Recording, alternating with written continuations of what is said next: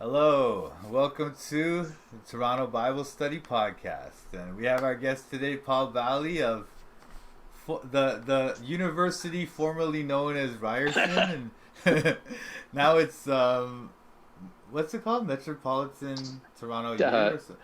Toronto Metropolitan University. Yep. Oh, TMU. okay. TMU. Or Temple U. Oh, is that what they call it? Oh, that's kind of interesting. That would be an eccentric shortening of it, but there already is a Temple U in Philadelphia, I think. But this could be like Temple, like with the LE Temple. Yeah. Yeah. There's a temple in Philly. That's right. That's where Bill Cosby went and. Oh right. I remember now. Yeah. But that's interesting. So that's interesting that they would go from Toronto Metro University to Temple. Oh, you know what? That's just my own. I was just imagining. I was imagining a future eccentric shortening of it. Yeah. It's hilarious. I mean, I think it sounds too much like U of T. It's just kind of weird. Like it's like what? It sounds so generic. And it's it like, is very generic. That can be good. For international recognition, if an institution can sort of piggyback on a major city. Mm-hmm, If you go to Rajasthan, India, and they ask you what university you teach at, if you say Ryerson, that will mean nothing to them probably. But if you say Toronto Metropolitan University, even if that's the first time they've heard of it, that means something, and half of them will probably mistake it for U of T. So. There's a lot of that. I remember my mom's.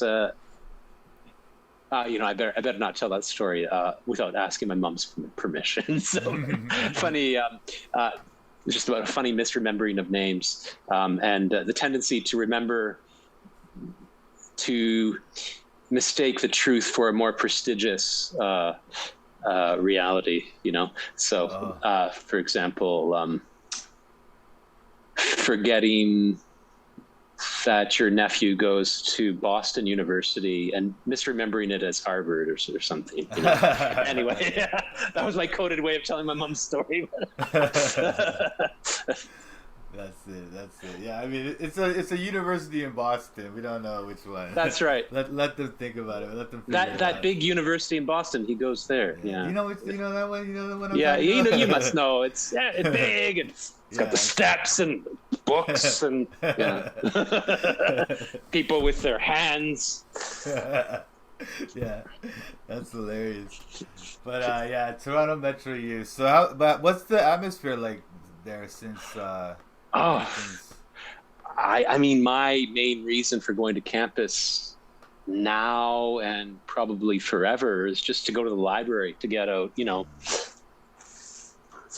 physical books once in a while. And as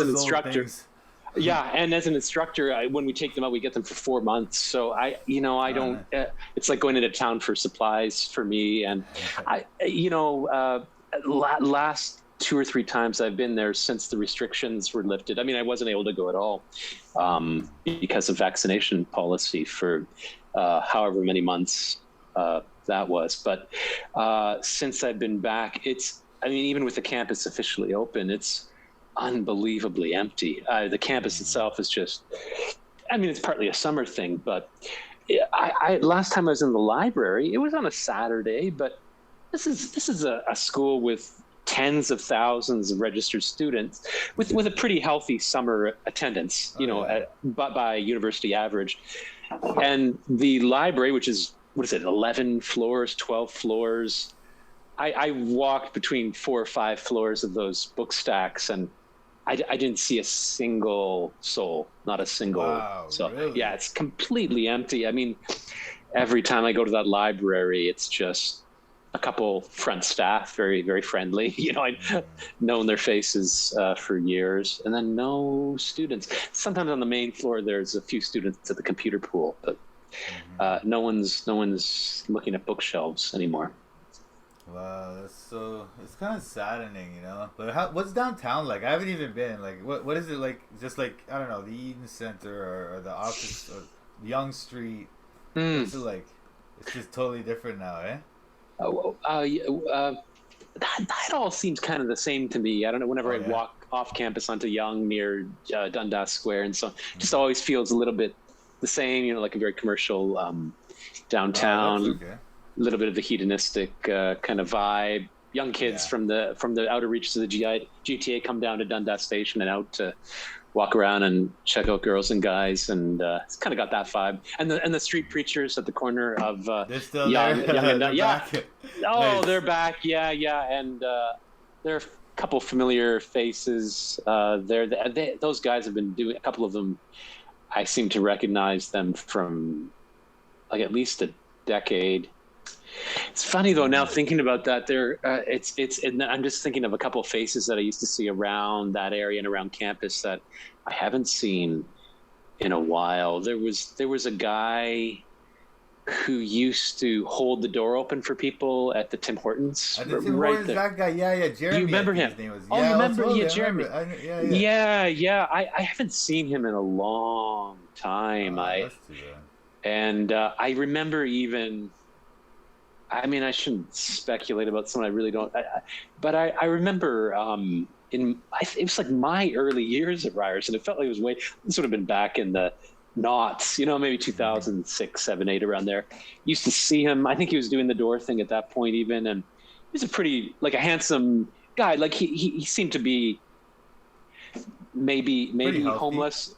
Healthy, but maybe he was homeless. I don't know his whole story, but he was holding the cup change and opening the door for people, but he seemed pretty healthy, and he's like a handsome young guy, had kind of the Jesus look, long hair and a beard, lanky frame. And it seemed like there was a bit of a decline, like the last few times I'd seen him, maybe 5-6 years ago or less.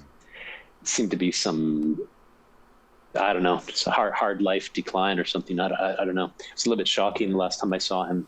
Hopefully he's doing well now. I don't know. Jeremy, had you talked to him a bit? And oh yeah. I used to talk to him quite a bit, man. Back when I was going to your classes there, and I used to, it's the same thing. We always used to see him at Tim Hortons, and I always used to hang out there with some of my friends, and so I just run into him all the time, and we ended up talking quite a few times. And I try to give him some money when I had some or whatever, the deal, right? But it's like. That's too bad, man. But some of those guys, they move around, and it's weird though. He was kind of a staple, or a sort of like a kind of thing, like a landmark there, almost like it's just somebody you expect to see there all the time. And it's weird to find out that he's not there anymore. But I haven't been there much either, so it was just something at some point I was like, hey, I haven't seen that guy in a while. But, who knows? Maybe he moved to warmer pastures. Maybe he's in Vancouver now enjoying a Celsius boost. And There's this homeless guy near. I'm gonna get back to the street preachers thing in a minute, but there's this homeless guy near me, and the guy's been there. I mean, he's been in this neighborhood since like when we moved in here when I was like 9 or 10. So it was like 30 years now, right? More than 30 years. And the guy is still walking around. He just looks exactly the same. He looks like an old man, bald. He sleeps in the bank machine in the kiosk there. And he's just walking around. They call him Speedy because he'll walk all the way up Kingston Road. Sometimes you'll see him downtown, but he's all the way. Normally he's here in East Scarborough, and the guy's still there. And I just saw him his name is Wayne, actually, is his real name, but. And I just saw him a few weeks ago, and it's like I can't believe how they survive, and they almost thrive in a way. Like imagine 35 years, and even then he looked like an old man, and it's just so strange, And there's all kind of legends about him around here, like he had money, his family got murdered, and he went crazy. Who knows, right? But it's like. They're amazing to me sometimes. These homeless people, what they go through, but they survive, and they just. The legend thing reminds me of a legend hanging around an older bearded guy you used to see around University of Guelph, and my memory is a little bit fuzzy here, but he looked kind of professorial. a little bit Unabomberish maybe, but a little more like skittish and kind of free floating and anyway, I think someone once said, "Oh, that guy, he used to be a math prof here. He was brilliant, and then his wife died, and then he went crazy." And then I remember but there were two other legends I remember from university, and they both turned out to be urban legends as far as I could figure out. And so I got to wonder about that one now. Like this was sort of pre-internet. This was in the early mid 90s, so you couldn't just go to Snopes.com or not that that's a whole conversation. But, let's not get into that. But yeah, I get your point. It was at least okay in its early years for maybe checking, just getting some things straight on some true urban legends. The crocodiles and actually maybe not the crocodiles in the New York sewer system, but the other legend was you used to always hear about the library, McLaughlin Library at U of G. U of G's got some old stock buildings going back to the 1800s when I think it was the Agricultural College associated with U of T. But then like a lot of, in the West, in England, there are all these, I think they call them the red brick universities. And then all these, you see all these modernist concrete buildings that were built, I guess, in the post-war period in America, partly because of the GI Bill with the students flooding back. There were all these campuses that sprung up in the state university system, and U of G too. Like a lot of its building stock is these gray concrete. What do they call it? Brutalist kind of. Anyway, the library, the library is kind of like that. It's like 6 floors of brutalist hunk that just kind of and.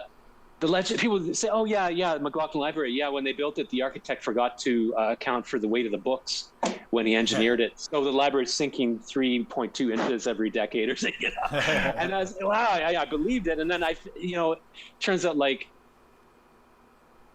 dozens of university libraries have that story, so it sounds pretty urban legend. Yeah. The other one you used to hear was, it must be something that's just irresistible to say about these. Well, I guess that one works for any period of construction. The other thing we used to hear about, across from McLaughlin Library was McKinnon Hall, which had like a lot of the arts departments and a lot of classrooms. It's a big complex. And the halls were pretty narrow. Like if you went up to the departments, like the philosophy department, for example, it was just this long hall, carpeted kind of hall, and I don't even think you could reach you could barely span your arms out before you're hitting office doors on each side. Right. And anyway, the word was, oh yeah, when they built this in the 60s, it was just around the time of 68, and they ensured that all the width of all the corridors was narrow enough that they could control it. There's student riots or attempted a student takeover. And I don't know, maybe. Yeah. But now I got to wonder about the math prof guy. It's like, oh, that's the third story we used to hear around U of G. And I'm like, was that just does every university that has an old guy walking around get the legend attached to him? There was a math prof genius who went crazy when his wife died, or some variation. Even Jeremy, right? Even Jeremy, we could probably make up a legend about him and people believe it, Yeah. Yeah, he used to be one of the profs there, man, philosophy department, and then they fired him, and he went crazy. He started going to the door at Tim Hortons. Oh, yeah. But what was I gonna say about the because you brought up the street preachers, right? Mm. And I don't know if you ever sat and listened to those guys, or if you know any of them, but because I've been realizing now that when I talk to street preachers, because I do know a few, and I had a few on the show. But it's like, I realized that a lot of them are teaching, almost all of them, in fact, that I met, right, are teaching this gospel where it's like, you have to, so, I don't know, I think we talked about this a little last time, where there's this idea of free grace in the gospel where you believe and you're saved. And then it doesn't matter. You don't have to stop sinning. You don't have to go to church. You don't have to do anything whatsoever. You believe the gospel, so you're saved. You believe Jesus came to save you. You believe you're a sinner, deserve to go to hell, all those things. Then you're saved. You're going to go to heaven. You should try to be a good Christian, but that's not part of your salvation. That's just something else. That's your discipleship. But then there's a lot of people who believe this other thing called Lordship Salvation, where true faith in Christ, the true faith that saves you, is a faith that submits to the lordship of Christ, and you have to obey him. You have to live a good Christian life. And a lot of them will say also that when you're saved, God changes your heart, and so that you'll act in a moral manner. If you're truly saved, you will just become a good Christian. You know what I mean? That's the idea there. And for some reason, they're not. Most of them aren't formally trained, but almost every street preacher I've ever met has that lordship view. You know, where they think people. Yeah, it's very. I think it's. I'm strongly opposed to it. That's why I left Mark's church. I'm very strongly opposed to that view, you know. But I've never met a street preacher who didn't hold that view. It's very weird, you know. What do you think? Yeah, I wonder. That's interesting that there is that commonality. Yeah, I would have no idea what explains it. I have listened to those guys a few times, sometimes in passing. A couple times stood and listened to them. There was a little stretch there where I was going down there myself, and with some of the animal rights messaging, I'd set up there myself a few times. But I just tried it out. It didn't really fit me. But I was around there a little bit. It was more interesting for me to be observing them up close for a few hours on a Tuesday afternoon, and I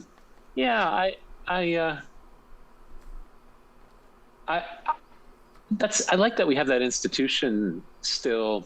You know, it does seem to operate in this kind of what shouldn't be a gray area, but so much as in terms of public communication now is in this gray area, de facto gray area, things we would have assumed you could do and say, it turns out you can't. I mean, during lockdown, it was insane what people consented to having taken away from them, and some people kind of have lost that muscle of resistance a little. But anyway, it's nice we've got these people just go out and turn on an amplifier, and I used to do it a little bit, actually, more than down on that corner. I used to take an amplifier out in front of the research center, the Sick Kids Research Center on Bay Street. They got the huge 12-story tower there. I went out there I kind of made a promise to myself to do it for every once a week for, I can't remember, it was a few months, maybe 4 or 5 years ago, and I bought a little battery-powered amplifier and had some pamphlets and just stood there and just like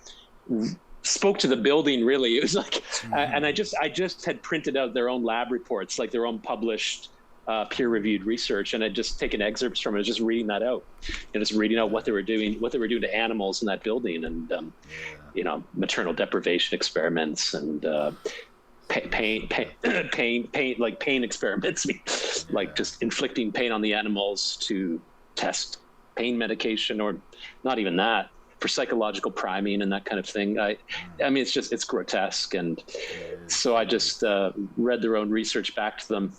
I remember once I don't know if she's a researcher there or an administrator there, but she used to come out and give me really dirty looks. And then one time, I think I just triggered her somehow. And one time she came out, her arms were swinging, and she was claws were out. It was like this apparition of a witch just coming at me. And then she and she grabbed all my pants and threw them like into the taxi lane on Bay Street, and then kicked my backpack down the sidewalk on Bay Street. Yeah. She was really, really furious. But I'm sure those street preachers they've got like just some hard muscles dealing with. They'll get some bite back.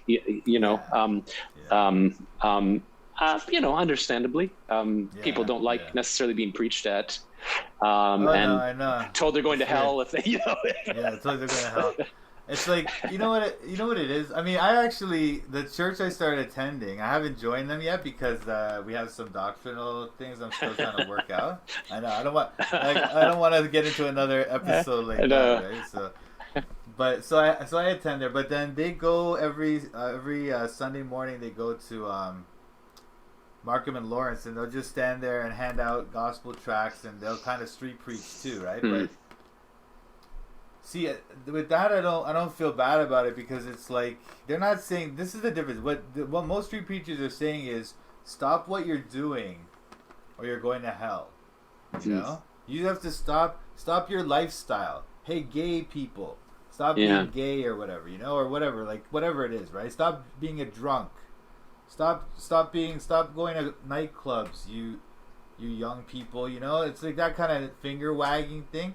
But I don't think that's the gospel. The gospel, in my view, because it's anyway, the gospel is in my view just the idea that you're supposed to believe in Jesus and you can avoid this thing of going to hell, which all humans are destined to go to hell unless they believe in Jesus. That's the idea, and that's why I feel that's okay. But what those guys do, I feel like that gives us a bad name. But what do you think? I would. Just getting a read now of your position on. Could this be called like faith versus works? Yeah, exactly. That's exactly what it is. But they say it's not works. They say it's not works because it's your behavior, right? It should be work. That's works, but they say that it's not because they say the works aren't part of your salvation. But once you're saved, you will produce good works, and if you don't, then you're not really saved. You understand what I'm saying? I think that's a subtle kind of backloading. That's what they call it, the backloading of the works onto the gospel. Yeah. But anyway, sorry. Go on. No, sorry. So what's your position? So you, So okay. Your view is just it's just the important thing is the epistemological sort of, if I can use that word, just to believe, to have that centering of your life in the unshatterable belief that Jesus is the Son of God or God, and that's the thing. Then you shall be saved, or maybe you thereby are saved. Yeah. And how you behave is that completely immaterial? Yeah. That's the idea. That's our view, the free grace view. Okay. Yeah. And then the usual way it was seen is Catholics and Eastern Orthodox, they have certain works you have to do, like getting baptized and other things like that. You have to do those things or you won't be saved. So that's works-based salvation, right? Mm-hmm. Traditionally Protestants have said, we're faith alone, we're not by works. But then what these Protestant groups do is what I would call backloading the works onto the gospel, where they say, if you don't do good works as a saved Christian, you're not really saved. And so in my view, that's like you're basically saying the same thing happens where the person now has to look at their works to confirm their salvation. Whereas in my thing, the only thing you need to confirm your salvation is, did you believe the gospel? Okay, then you're saved. Even if you stop believing. Yeah. But don't you think that if you really believe the gospel, then you will absolutely be behaving differently. You'll be acting very differently. If you truly believe that Jesus is the way, you'll be imitating his life. That's real belief, right? Like, well, I guess some things get in the way. You could totally believe it, but there are things like cowardice or something that could prevent you from imitating him. Yeah. It's complicated. But look, all I can say with anything approaching certainty is, if I were appointed God of Earth today, God forbid, I would probably tend, in setting the whole system up, setting the game up, if you will, I would tend to emphasize works rather than belief. I mean, depending on how we define these things. But sure. I like the idea, anyway, of a game where, on the ground where we are as creatures, there's a lot of epistemological fog. There's a lot of uncertainty, and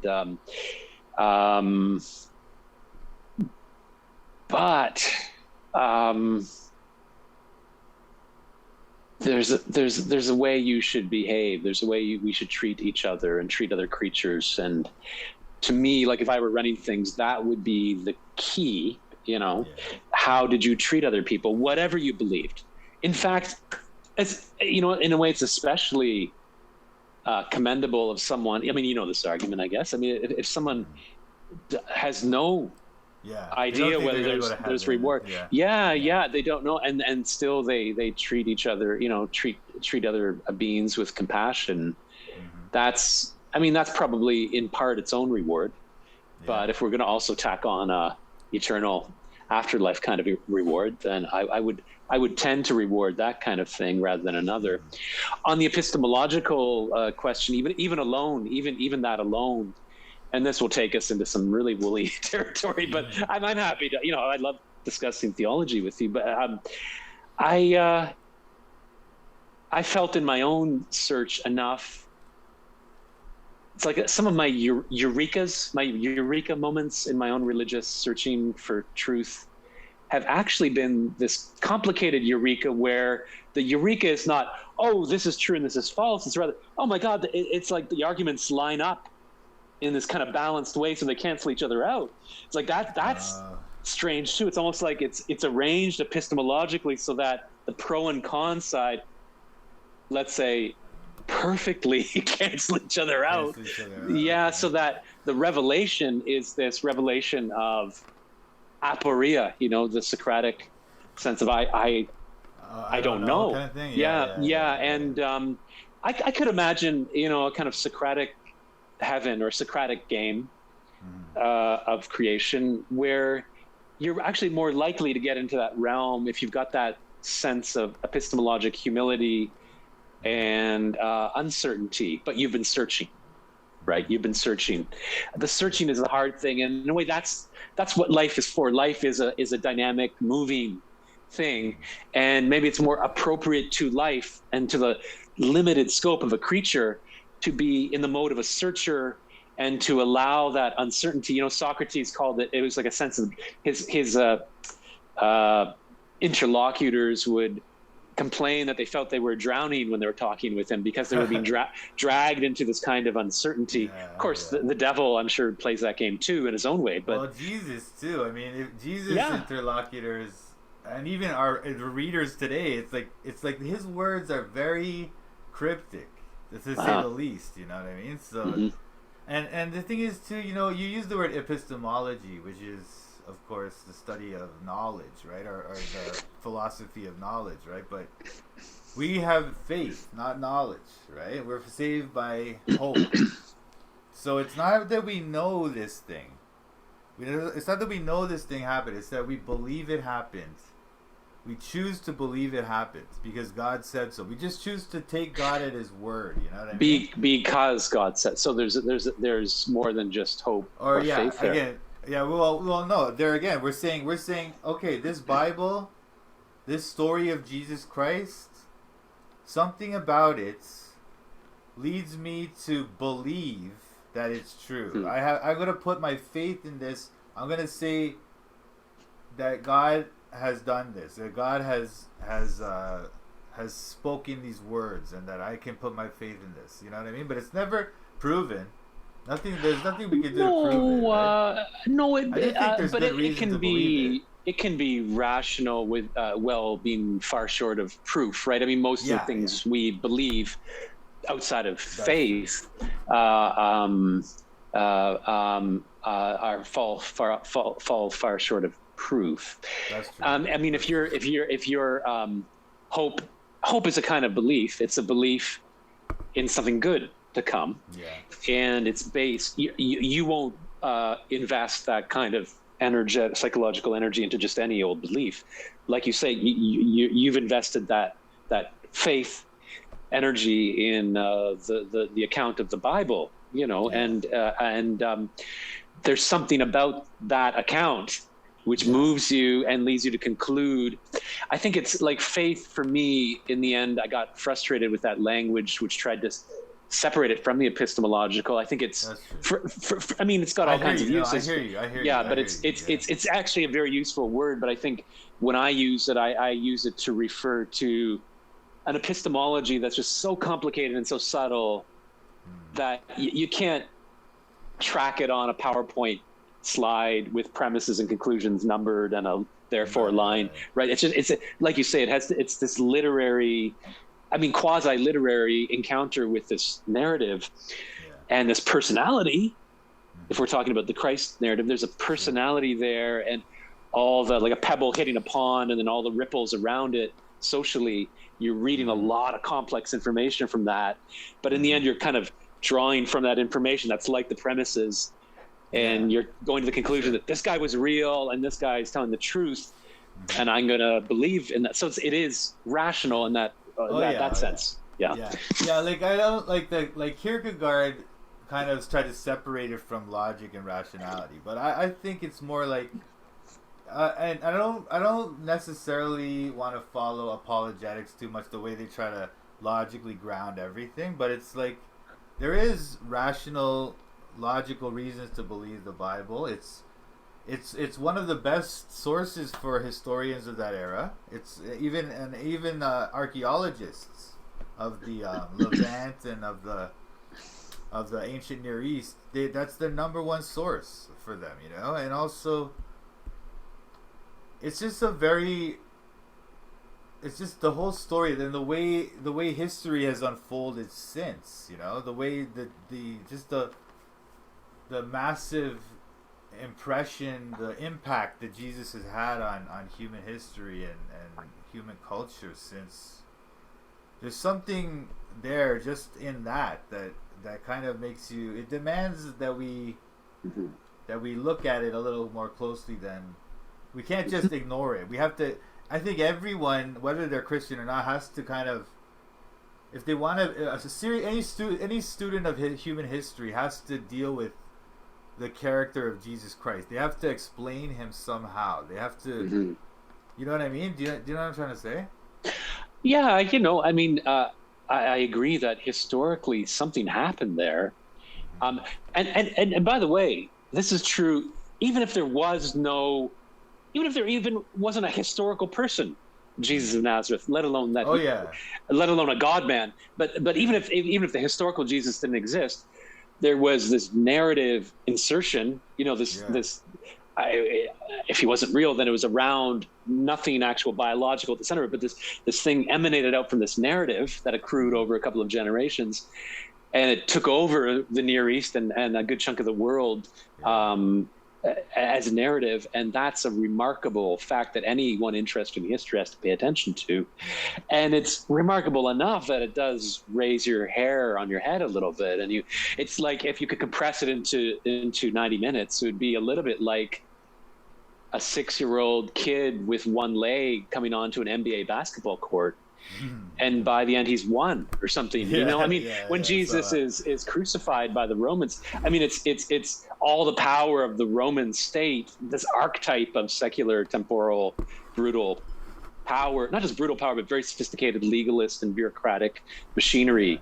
You know, that thing just bearing its full weight. Well, actually, just swatting this fly on the edge of its forearm. You know, this sort of nether region at the edge of empire, and then within three centuries, 3.5, when it's over the empire, it's taken over, and now it's hard to separate. I mean, of course, as someone who believes in the archons and in a very high level control of earthly narrative that's been operating for a long time, I have urged you in the past, and I would. I don't want to urge you anything, but it is interesting to note, like that you know, Mike, who are very skeptical of popular narratives, you know, for good reason. We've just many times found the popular narrative to be operating in some nefarious way and full of lies. It's difficult to do, but it's worth at least wondering if that most powerful narrative is operating in some way that's, you know, it's so compelling. I don't believe the Christ story is satanic, or like, I don't, I'm not implying, but it's just, but it is, I guess I'm just riffing on this idea that in a way Christianity took over Rome. I mean, Rome, you know, I mean, there's the Vatican. I would say Rome. Yeah, Rome has co-opted Christianity. I think we talked about this last time. Yeah. It's hard to tell which one, right? Yeah. It's, I mean, but power. To me, it's quite clear that they co-opted it, and even all these and even so, Rome did it first. Then the the Protestants tried to break away the Protestants, and I think they are another kind of satanic co-opting of the true message. And this is why this free grace message that I'm talking to you about, this is the one. This is the marginalized. This is the one that's all the big players are saying it's wrong and trying to put it down and trying to crush it. But that's why I think that's the truth of it. It's the message of, it's not about you, it's about what he did.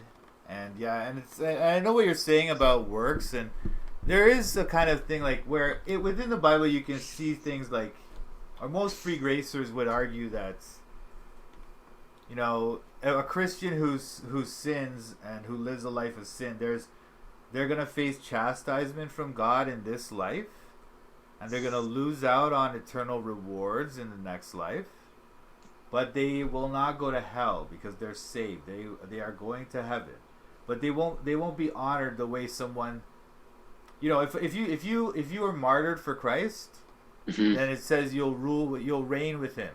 You'll rule with him. 2 Timothy 2:13 or 2:12 or 13. Mm-hmm. But if you deny him, if you say no, I don't believe in Jesus, don't throw my family to the lions, you know, then you will be denied by him at the judgment Mm-hmm. seat of Christ. Okay, so, and we'll be judged too, Christians, you know. But sorry, go ahead. I think that personality of Jesus is the heart of this whole thing that we call Christianity, and you got to wonder how much possibly distortion and co-opting entered into it already by the time of Paul.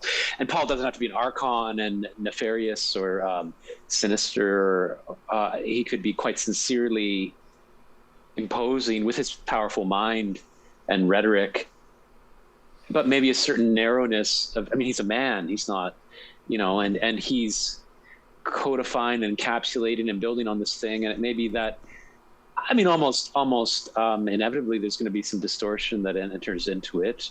Well, I shouldn't say inevitably. Maybe it's guided by God, like God that's wants. Our idea. That would be our argument, okay. Yeah. Okay, Yeah. But that's possibly wrong, and possibly if you're not a there's Christian. yeah, that's right. Yeah. But I guess with the faith versus works thing, and again, you know, for what it's worth, I don't know the history of that debate very well, but when I try to figure out things in Christianity, I just try to, you know, what would Jesus do? Like that just seems like the best question. Well, this is so okay. So, sorry. Just to finish my point quickly, I have a hard time imagining Jesus caring too much in the end about whether someone believed in him or not, and got it right exactly what his relationship was to God, and like that thing is so cartoonishly complicated. And I think for me, the whole takeaway of the Trinity debate, for example, is what the hell do we know? This thing is just like we can. It's fun to talk about, and it's important to talk and think about it, but a little bit of epistemologic humility is required at some point to say, like, but who knows? I don't know. And I got to imagine for things like, did you believe in Jesus? Well, what does that mean? Well, did you believe in Jesus defined in the following way? And it's at that point, you're entering into the question of, well, what is his connection to the Trinity? I mean, among 100 other ontological questions of hair-pulling, eternal confoundedness. So I just got to think for that and other reasons, Jesus in the end is not going to care, you know, at the gates of heaven that much about whether that 21-year-old believed in Jesus defined in the following way. And he's going to care a lot more about a certain quality of heart, you know, and that's just, you know, and so. Well, that's part of it too. I think. Yeah. I think, like, I mean, some people do certainly argue that if they don't believe in the Trinity, they're not saved, and I don't think that's true. It's not, when you read about in the Bible about what the gospel is and what we're supposed to believe, there's nothing about the Trinity, of course, right? Because the word Trinity doesn't even appear in there, and that whole doctrine is is just kind of separate from the gospel, But you do, I think, need to believe that he was the Son of God, and that he died for your sins, that he rose on the third day, the first of us to rise again. He's rising as the first of many, right? And those kind of things you have to believe. Now, I weird, really, right? It sounds weird that you would say I really that, disagree. right? I really, and I have no right to disagree because I haven't steeped myself in Christianity, but just my sense of it is he would not, the Jesus I would actually be prone to actually worship, that guy would not care about that at all. You know why though, Paul? Let me just hit you with this, because this is the thing, and even the Catholics and the Eastern Orthodox will try to say this too, that the difference between Christianity and other religions is this idea that we don't have to do things to be saved, or salvation, or whatever. Like, I mean, I guess Hindus don't really believe in salvation, right? But they believe in samsara and climbing this ladder of reincarnation to be one with God over their many lifetimes. And or Muslims will say we have to pray we have to pray 5 times a day, we have to avoid sin, we have to go to Mecca if we can, these kind of things, right? So every religion in the world, according to Christians, you have to do things in order to be saved. But in Christianity, we have to believe the gospel to be saved, and that's it. Now, you do stuff to do things to be a good disciple and everything else. That's expected. But it's not part of your salvation. And that's something even Catholics, even Eastern Orthodox, all Christians, that's how we differentiate ourselves from other religions. Do you know what I mean? Well, I don't know if it, first of all, would differentiate you from all other religions. I mean, Hinduism, as you know, is this fairly recent umbrella term for the whole religiosity of the Indian subcontinent. And there are like, if you talk about yoga as the quest for union, which union with the deity, union with our own ultimate eternal true nature. One of the paths of yoga, I mean, we know yoga as hatha yoga, the physical yoga, but one of the paths of yoga is the yoga, philosophical yoga, jnana yoga, which is the yoga of attaining the correct belief about reality and your relationship to it. And for the jnana yogi, that is salvation or enlightenment, to attain true correct belief about that you can't say it's not that you believe the correct thing and then because of that you're saved. The saving is the correct believing. In a way, it's even more radically epistemological than the Christian view. It's not that you're being rewarded for having the correct belief later. It's the salvation is the attainment of the correct belief. That is, once you believe it again. But if you're truly justifiably believing it, you're fully seeing. Enlightenment is this epistemologic metaphor of seeing fully. Yeah. Once you're seeing fully and knowing, wisdom. That is, you are one with that light of that ideal existence. Sure. But I would say that's different. Or what were you gonna say? Sorry, go ahead. But my other point was just quickly that I don't know what percentage of our brain. What percentage of our body energy is used by our brain, but it's a big chunk, right? It's like it's this huge burdensome thing we're carrying around, and so believing is a kind of doing. It's so many Christians, I don't know if you can separate that thing. That argument too. Yeah, I mean, if so, it's hard to separate the believing from the doing, and to believe you've got to. I mean, in itself is a kind of doing, but also to get in the position where you can believe, you got to do an awful lot. Pascal talked about following the rites of, that the beliefs are inculcated by immersing yourself in a certain community and with some will choosing to read this and not read this, and over a period of time, then the belief is inculcated through behavior. But the belief is also a kind of action. we're cognitive beings, maybe more important than what we do with our hands. We're cognitive beings, and so believing is a kind of action. It's a verb, Sure. literally. So But it's messy, and yeah, it is a bit messy. I mean, I would say jhana yoga is differentiated by, because it's like this thing where you're on a quest to find this secret knowledge, which you achieve. It's something you have to achieve through various. I mean, they'll say it's through certain means, and those are kind of ritualistic means themselves. But there may be any other means. It doesn't. I don't even know how they might achieve that or get that knowledge, but it's some kind of secret knowledge you have to get, almost like Gnosticism. Whereas this is something that, no, he's given you. It's the good news has been given to you. Now your role here is to choose to either believe it or disbelieve it. And you're right. In that sense, there's an action you have to take, and you're expected to do something in that sense. But it's the difference between you're just choosing to believe this story you've been told. Whereas other religions require you to perform rituals or, stop sinning or something like that. You know what I mean? Whereas this is just, here's a story. Jesus died for your sins so that you won't have to go to hell. He rose on the third day as the scriptures predicted. Believe that story. He's the Son of God, etc. A few other things. If you believe that story, and you go to heaven, you will not go to hell. That's yeah. Now you're right that in all the yogas, the yogi or yogini must act. There's a path they're on, and it's typically characterized as being one of great exertion and trial and asceticism and all this yeah, stuff, there's many ways it can go, but there is also the path of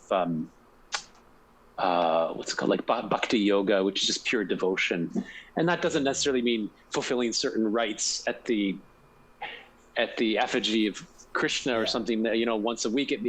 It's just I think Bhakti Yoga, or the yoga of devotion in its pure form, is just, it's the yoga of people who just love God, and through that love and that pure, almost childlike belief in it, that's their salvation. That's it. So that's got some overlap with what you're talking about, though the version, again, just going back to what Jesus would do and what he said, he did seem to prescribe a lot of behavior and emphasize that there's a tough path, narrow the way, and that's what I would say. That's what I would call the discipleship path. Whereas the Lordship Salvation, and Lordship Salvation is the way you describe Bhakti Yoga is very similar to what I would call Lordship Salvation, where they think like the faith brings you this state of being where you act in a righteous manner, but Jesus would say, okay, count the cost, carry your cross and follow me. And it's not an easy path to follow Jesus, but I would just say that's discipleship. It comes after you're saved. It's something you should do after you're saved, but if you don't, you're still saved. Yeah, but go ahead. I don't know. I'm just thinking about the Gospel of Thomas, or it's he does seem to be saying that if you want to be freed of the torments of this world and maybe worlds below, I don't know, of his hell doctrine, but you got to get busy. There's some things you need to do. There's a way you need to be thinking about reality, and a way you need to be behaving, things you should not be doing. You're pulling out your eye rather than commit adultery in your heart. I think I just combined a couple of them there, but that's from Matthew. But that's actually in, like, Gospel of Thomas is not in our Bible, right? But the Gospel of Matthew has that thing. And but what he's saying there is, he's trying to talk about a time, the old covenant, where it's like, he's saying to them that sin is that bad, Yeah, But you can't do that. No one can live like that. Nobody can really stop sinning. Nobody can ever live the perfect life that Jesus did live. That's why only he can do it. And we're all basically condemned to sin. That's how you, yeah. That's the idea. That's one. Not way that we shouldn't try. Not that we shouldn't try. Well, you got to at least, you should try. It seems to me the trying is a big part of that path there. And if you cut all that out and just reduce it to believing that he, I mean, that seems to me the real Pauline imposition on Jesus' message. Just believe that he was the Son of God and you're saved. And I just don't get if you just go a lot too. Strip it all to the red letter text. I don't want to discount Paul completely, but if you've got to strip it to the red letter text. And hey, wait. This is based on Jesus' words too. A lot of Jesus' words, especially in the Gospel of John. But what you say, when you say, okay, when he says, "Take up your cross and follow me," he says that to be my disciple. He says, if you don't hate your mother and father and prefer me, you cannot be my disciple, right? Mm-hmm. But when he says about salvation, when he says, he'll say, "He that believeth on me hath everlasting life." You already have it when you believe on me. Mm-hmm. "He that believeth on me shall not come under condemnation, but has passed from death unto life." You've already passed from death unto life as soon as you believe in him. So we are basing this on Jesus' words. Paul does and Peter and John expand on this idea, but it's Jesus' straight statements about salvation that we're basing this on. Yeah, that's why I think our argument is much stronger than the. But are you being a little bit selective there? I mean, it sounds like you've got a strat. I can't quote Bible chapter and verse, but so take everything I say about how to interpret Jesus' words with a big grain of salt. But it sounds to me you've got a strategy there. I don't mean to call it a strategy as like a consciously manipulative. Strategy, it's a hermeneutic. It's a hermeneutic. But it's a yeah. hermeneutic that allows you to interpret salvation using Jesus' own words as being a result of just believing in him. And then wherever he's talking about other things you really got to do that are really important, that's all just for the discipleship path. So you create this room in your Christology or your soteriology. You create this big room in which you push all the red letter text that is not about just believing, and that's all the discipleship path. That's just all meant for. He was just talking to the guys, the 12. Well, maybe we can talk about this another time, but it's like it literally is. Where he'll literally say, "To be my disciple, you must do this, or this," right? And then when he talks about eternal life, you have the person who believeth in me shall never die, or you know what I mean? Those kind of things. It's believe. It's always believe. And this is I really am basing this just on what he says. When he talks about believe, to be saved, and it's but when it's like stuff that you have to do, it's about discipleship, and it really does break down like that throughout the Gospels. There's a few that are a bit controversial, but if you look at, I'm talking more than 100 verses where it's just to be saved, have eternal life, you must believe. You know what I mean? Okay, let's say I'm your squad leader, and we're in a tight spot. And we're under heavy fire, and we've got to get from our little squatting hideout from our trench to the trench 300 yards over here. Right. And there's a little bit of detritus and broken tanks and stuff on the field. And I say, look, the sun is going down in 3 hours, and the light's going to be right in the enemy's eyes. And the tank over there, it's going to provide cover about 100 yards. If we could get to there with one of us providing a little bit of cover fire, probably most of us could get over to that tank, and then from there we could wait till nightfall. And I set out this kind of strategy for getting to the safe grounds. What did I say? 300 yards that way. Right. And then some of you are doubting, and then I say, look, believe in me and you'll be saved. Okay, now believe in me there means it's very similar, yeah. Believe the things I've just told you are all true. The things you got to do if you want to be saved. Believe me, this strategy will work. So it could be there's something like that going on in the red letter text too, where, but believe, if you believe in me, you'll be saved. But what does it mean to believe in me? It means believe all the other stuff I told you that you got to do. So so believe in me doesn't just mean believe I'm the Son of God. It could mean believe that this account I'm telling you of how to live well and how to be free of suffering and the nature of our world and how to move through it on the razor's edge or the narrow path to the other side, like these things, you're facing perils and there's a certain way you need to behave.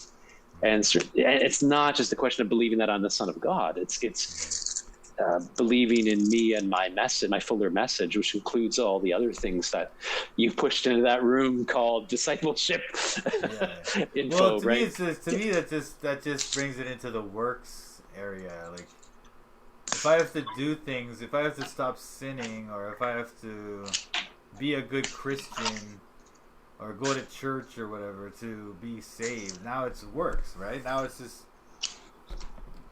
it's a way of being.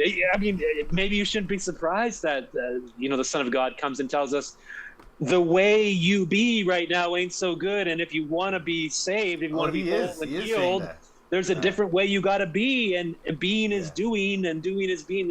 We're beings in time and space. To be is to act in a certain way, and we're social beings and we're cognitive beings. Being has to do with believing and acting and interacting with others, and it's so of course salvation is going to involve changing the way you are and what you do, and not doing this and doing this. You gotta expect that. The thing is, that's the way. You know what the Bible says? It's like there's a way that seems right to a man.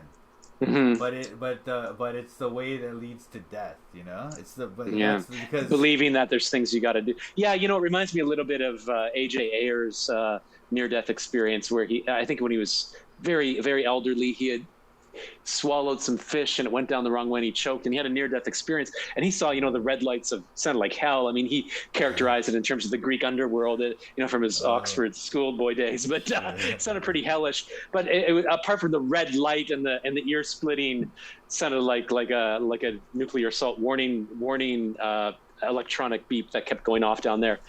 He had this persistent sense before he woke up that time and space were out of sync, or there was a rift in the fundamental fabric of physics, and he had to fix it. Like, that was the suffering, was not just that there was this rift, it was that there was some burden on him to fix it all. And then he woke up like a nightmare. It's like any bad nightmare. There are all these things you got to do. Oh, I got to get this paper signed. It's like you're in this Kafkaesque bureaucratic nightmare. And then you wake up, you're like, I don't got to do any of that. That was just all, And so I like this idea that it's the first mistake, and tragically sometimes the last mistake of the creature, is to believe that there are all these things they got to do. And if they could just finish doing that long list, then everything will be okay. Then they'll be saved.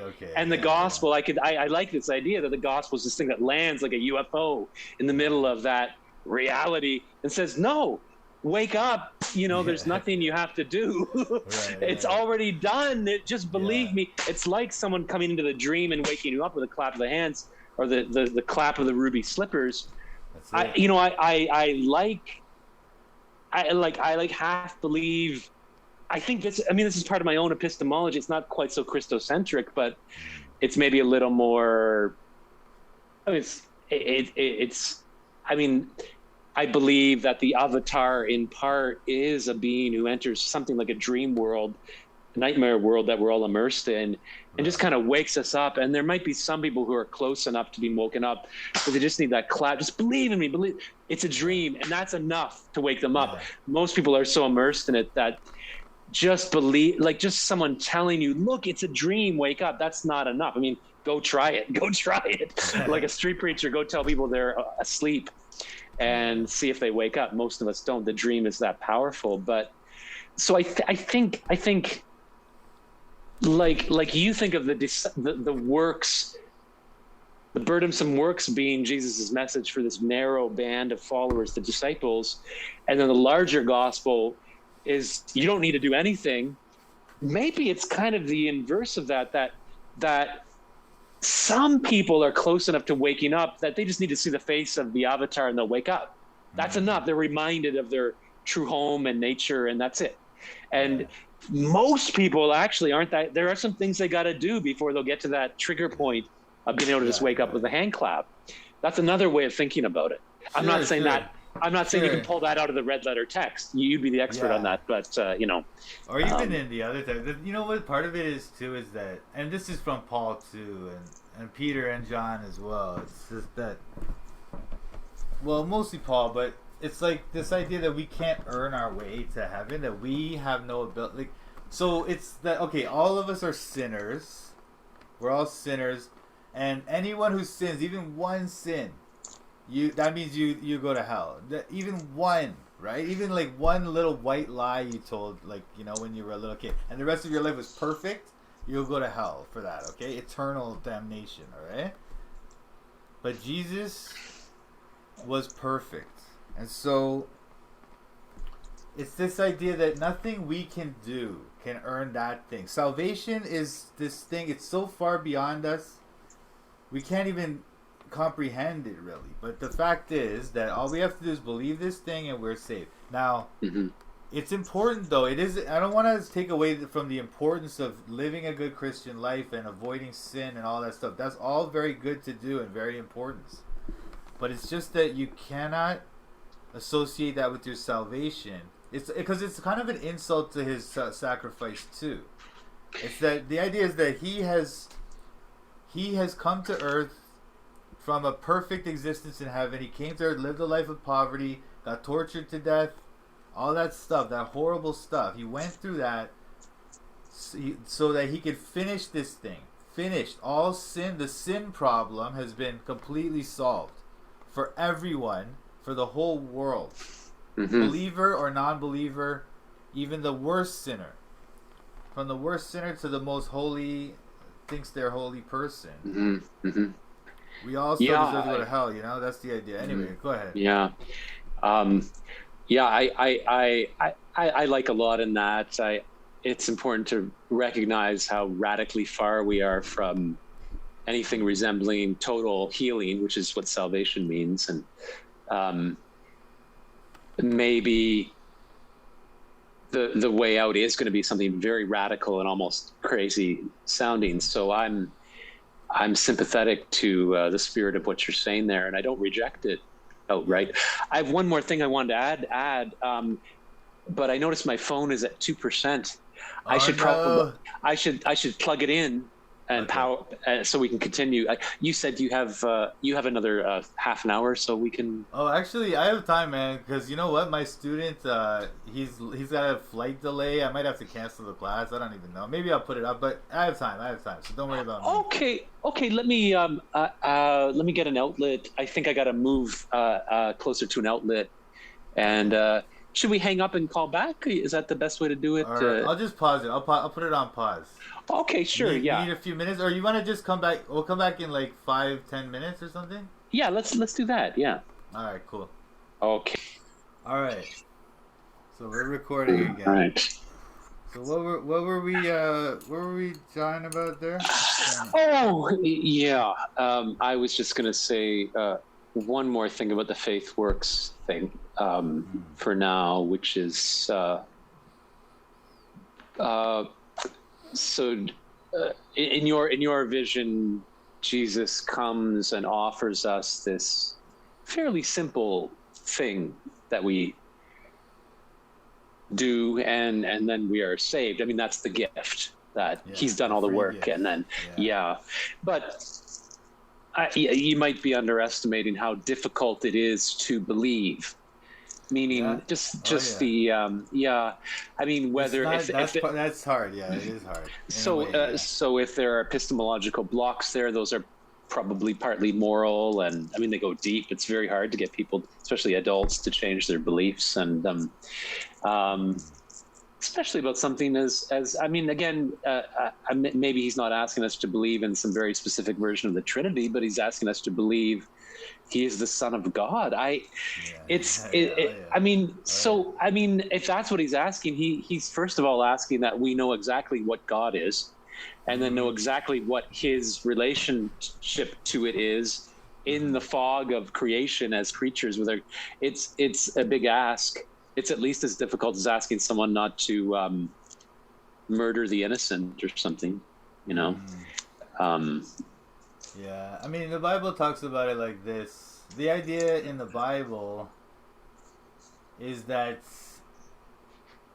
everybody already knows there's a God such as you see in the God of the Bible. Even the people who never heard of Jesus, you know, people like some Chinese person from before Jesus was born, they still know that there's a God such as the God of the Bible, a God who is good and who loves us and everything. That's just something we all know, but that we suppress that knowledge because of our sinful nature.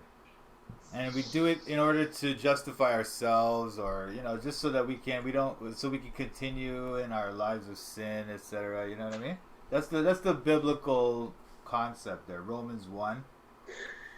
Yeah, but even if it's true, it's there's a lot of work then one needs to do to get in the purified state where they can believe. Yeah. So this, I mean, I guess what we see here is that even the pure belief path,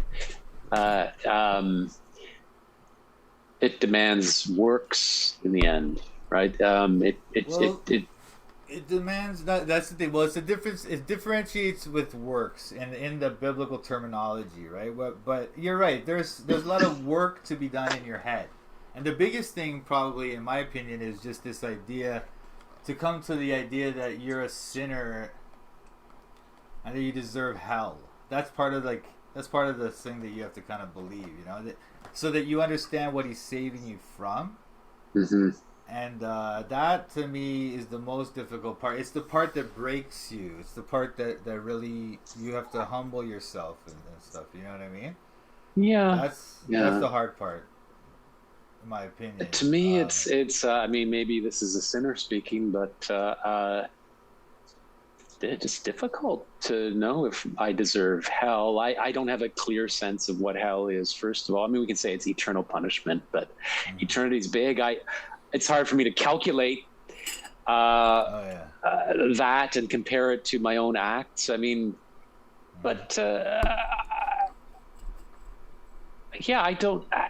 just have a lot of sympathy for the creature in their epistemologic state of. It seems like our natural state is doubt about, especially these huge things. I mean, that I've done bad things and deserve punishment, I can accept, definitely. But even there, I mean, I don't want to play the satanically sophisticated philosopher here. I don't want to get pushed into that role, but I've studied enough ethics. I respect that tradition of ethical inquiry, which for me it raises a lot of questions. I think my view, it's does anyone deserve anything? I'm open. This notion of desert it seems so simple, but I mean, if you're asking me to accept that I deserve hell, you're asking me to accept, probably to come to some kind of view about the free will determinism debate, first of all.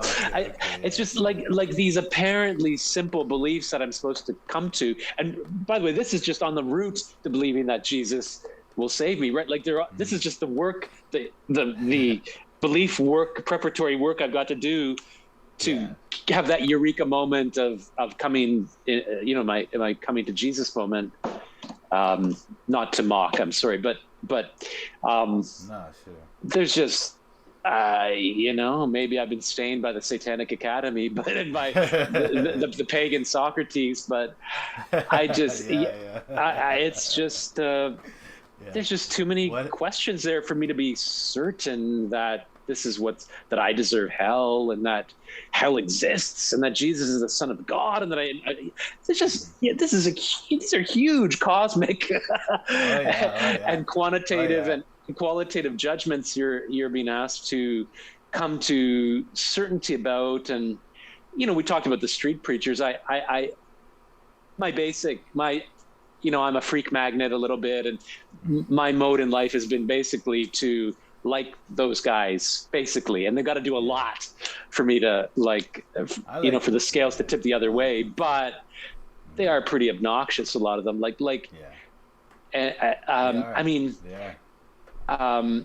Just in their certainty, Now, if you really are certain about something and it's something that important, if you are certain that people are all walking off a cliff and they're not seeing it, you're going to sound rightfully a little bit arrogant and obnoxious when you're trying to tell them you're walking off a cliff.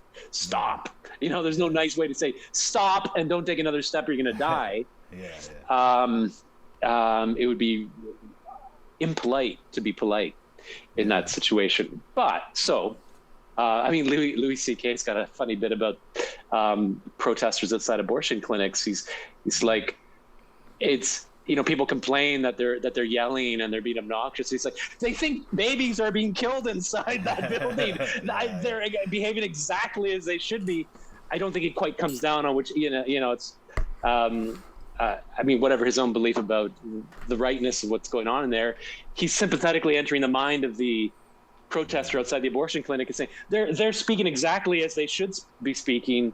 Under if they, and so you shouldn't complain that they sound obnoxious, which is kind of what I'm doing about the street preachers. But there's just something a little bit obnoxious about that kind of certainty about these kinds of questions, obnoxious and a little bit stupid. I like those guys, but like a lot of people, my judgment is a little bit stupid and a little bit obnoxious. And I respect that default judgment of mine, which is they're acting pretty damn certain about a bunch of stuff that actually maybe they actually haven't thought about that stuff as much as I have, or as much as a lot of these sophisticated philosophy colleagues of mine. They've thought about this. They've wrestled, they've been attracted to these questions because they have rightful doubt about these things. And the temptation can actually seem the inverse. It can be the temptation into false certainty, into it's like most people do not have the abdominal muscles to persist in uncertainty, to tread that water of uncertainty. Socrates was renowned in his military campaigns for his above all, they talked about his stamina. He just seemed to he just could stand the cold and standing around. And he just had this, even at the end, you see that quality of him, it's a physical kind of robustness, but it's also mental. Like at the end of the symposium, everyone's at the party's fallen asleep drunk. And then Socrates just kind of gets up and he goes to have a bath. It's now 7 a.m. and he's spent the whole night engaging in philosophy, and then he's like, they've all passed out. He just gets up. He's got this stamina, and part of that stamina is that ability through a lifetime to just persist in uncertainty about these really important things. He was obsessed with this question of how ought we to live, and everything's at stake here, everything. And but he so I think, and I see that people pick a side on these difficult things, and I sympathize with that. But I think part of what's going on is they're just unwilling to persist in a bit of uncertainty, which is itself a kind of humility, a kind of stance of humility, and danger. There's danger in not knowing too. Am I walking off a cliff or am I not? I don't know. Well, that's a dangerous position to be in. If there's a 90% chance you are walking off a cliff, right? But so there's risk all around us as creatures. But I'm just pushing for this other side that, there's a temptation to be certain about these things. And I just see the side of Jesus, if we're going to be Christocentric about it, where part of what makes him stand out, he's a paradoxical figure, right? We should expect that when the UFO lands, it's going to violate our principles. It's going to contradict. It's going to also obey them. If it landed here, it's clearly partly obeying our laws of physics. but it's going to be seeming to contradict them too. It's going to be a paradox, you know. And I think Kierkegaard's right about that.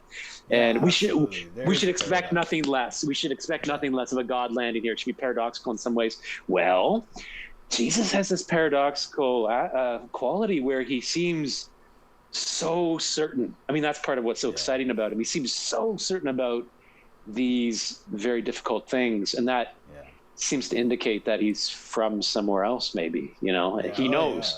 He knows. But he's also, isn't there this, again, I can't quote chapter verse, but he seems to also have this quality, this, like the gentleness is partly also epistemologic, that he's got this, it's a little bit Socratic, you know, this, he seems to be surrounded by a bunch of certain idiots, a bunch of people who are so certain about what's going on. And he seems to be somebody who's walking through that with just this, he's not, he might be certain, but maybe in the end, he doesn't care enough about what you believe. You're suffering and he wants to help you. It reminds me of that story about Buddha, you know, the famous, whether it's true or not, that a very philosophically inclined disciple asked him, you know, did the cosmos have a beginning or not? And is the soul eternal or not? And like some abstruse, we'd say philosophy questions. And Buddha just said, instead of answering him, told him the story about the guy who shot with an arrow. And before his buddy can pull the arrow out, wants to know what kind of poison is on the tip of the arrow. Oh, it's from a bird. Which tree was that bird found in where the poison was drawn from? And like, he just has an endless series of questions about the nature of the arrow and the poison on it. Of course, he dies before he gets his 58th question out. And Buddha's point was, in the end, like, there may be answers to these questions you're asking, these cosmic questions, but in the end, like, you're suffering and I'm here to alleviate your suffering. And I think there's a analogy in the mission of Jesus, where he's come to relieve the suffering. And I like your idea that the way he does that is by giving us the simplest route out possible. Just believe. But I guess I'm saying believing is asking a lot. And I mean, just the fact that by your view, most people in the world don't actually believe the right things yet, right? When you're having a hard time finding a church, even a little on the fringes of Christianity, because you can't quite find the community that's believing the correct things, the crucial correct things. And I admire you for not conforming just for social reasons. I mean, like, for standing true to what you believe and holding out for the community that is right. And you're willing to even just be alone if need be in the end. But for now, my point is simply that clearly believing the right thing is very difficult, because most people don't seem to be able to do it, Mike. Oh yeah. That's it. There is a way that seemeth right to a man, but it is the end thereof is the way of death. You know, it's like I mean, Jesus talked about it too. He says, "Broad is the way that leadeth to destruction, and many there are that walk that path. But narrow is the door that leadeth to life, and few there be that find it." Now, when he says this, he's not talking about the general public. He's talking about the people who are attempting to follow him, the Christians. Broad is the way that leadeth to destruction among professing Christians, and narrow is the door, and few there be that find it. Because it's narrow because you can't bring your works in. You can't bring your righteousness in. It's all about him. So you have to go in there and it's just faith in him. That's how you enter. And it's a narrow door. But what I was going to say is that, I can't even remember now, but it's kind of like, let me see, you were talking about, anyway. Look, the point, the important thing to me is just that, like the people, like the church I'm attending now, right? They're pretty good on everything to do with salvation. They're off on some other things, which I find to be not correct about biblical interpretation and stuff. So they're pretty close. Hey, it's tricky, you know. Jesus entered our community, the community of creatures on earth, entering earth, is his entering not a church, but a community for a lifetime.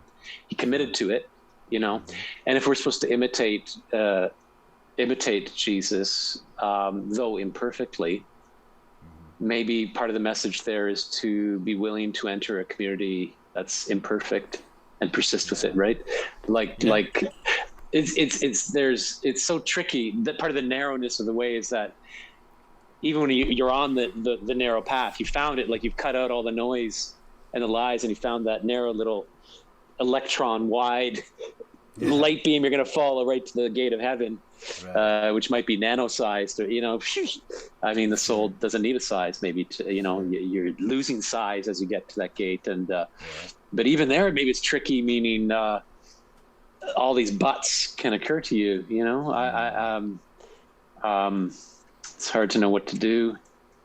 I mean, and you see that's part of what's appealing about Jesus. He seems to be plagued by doubt and indecision. He's a little bit Hamletic. Part of it might be performance. He's performing the creature for our sake. But, he walked, how many times did he walk by that temple and not blow a gasket? But something happened that final Wednesday or whatever it was, and he blew a gasket, and I'm glad he did. We've talked about this many times. We don't need to talk about the temple and my animalist interpretation of it, but something there bothered him, probably rightly. Why then, and not the 50 other times he walked by, right? So that shows. Well, the way it's depicted, it's like that was the first time he. Oh, okay. He went there. Yeah, because he's from kind of far away from there, and you know what I mean. That was his first time walking by. Okay, yeah. Or except from when he was a kid, 12 years old. Yeah. Okay. Yeah. So, and except for which gospel is it where he does it twice? But each time he walks by, he goes in and clears them out. No. It's like, this is what it is. It's like in the synoptics, that's Matthew, Mark, and Luke. He's depicted as, it's part of like the end of his journey kind of thing. Near the end of the book. So you get this impression that was, as you were saying last time, that was the kind of the straw that broke the camel's back, and that's when they decided, okay, this guy's got to go. In John, it's depicted as early on, and then he goes there very many times afterwards. But now all that's been cleared out by then, And so he appears many times in the temple in John, and there's many feasts that he goes to there. But anyway, yeah.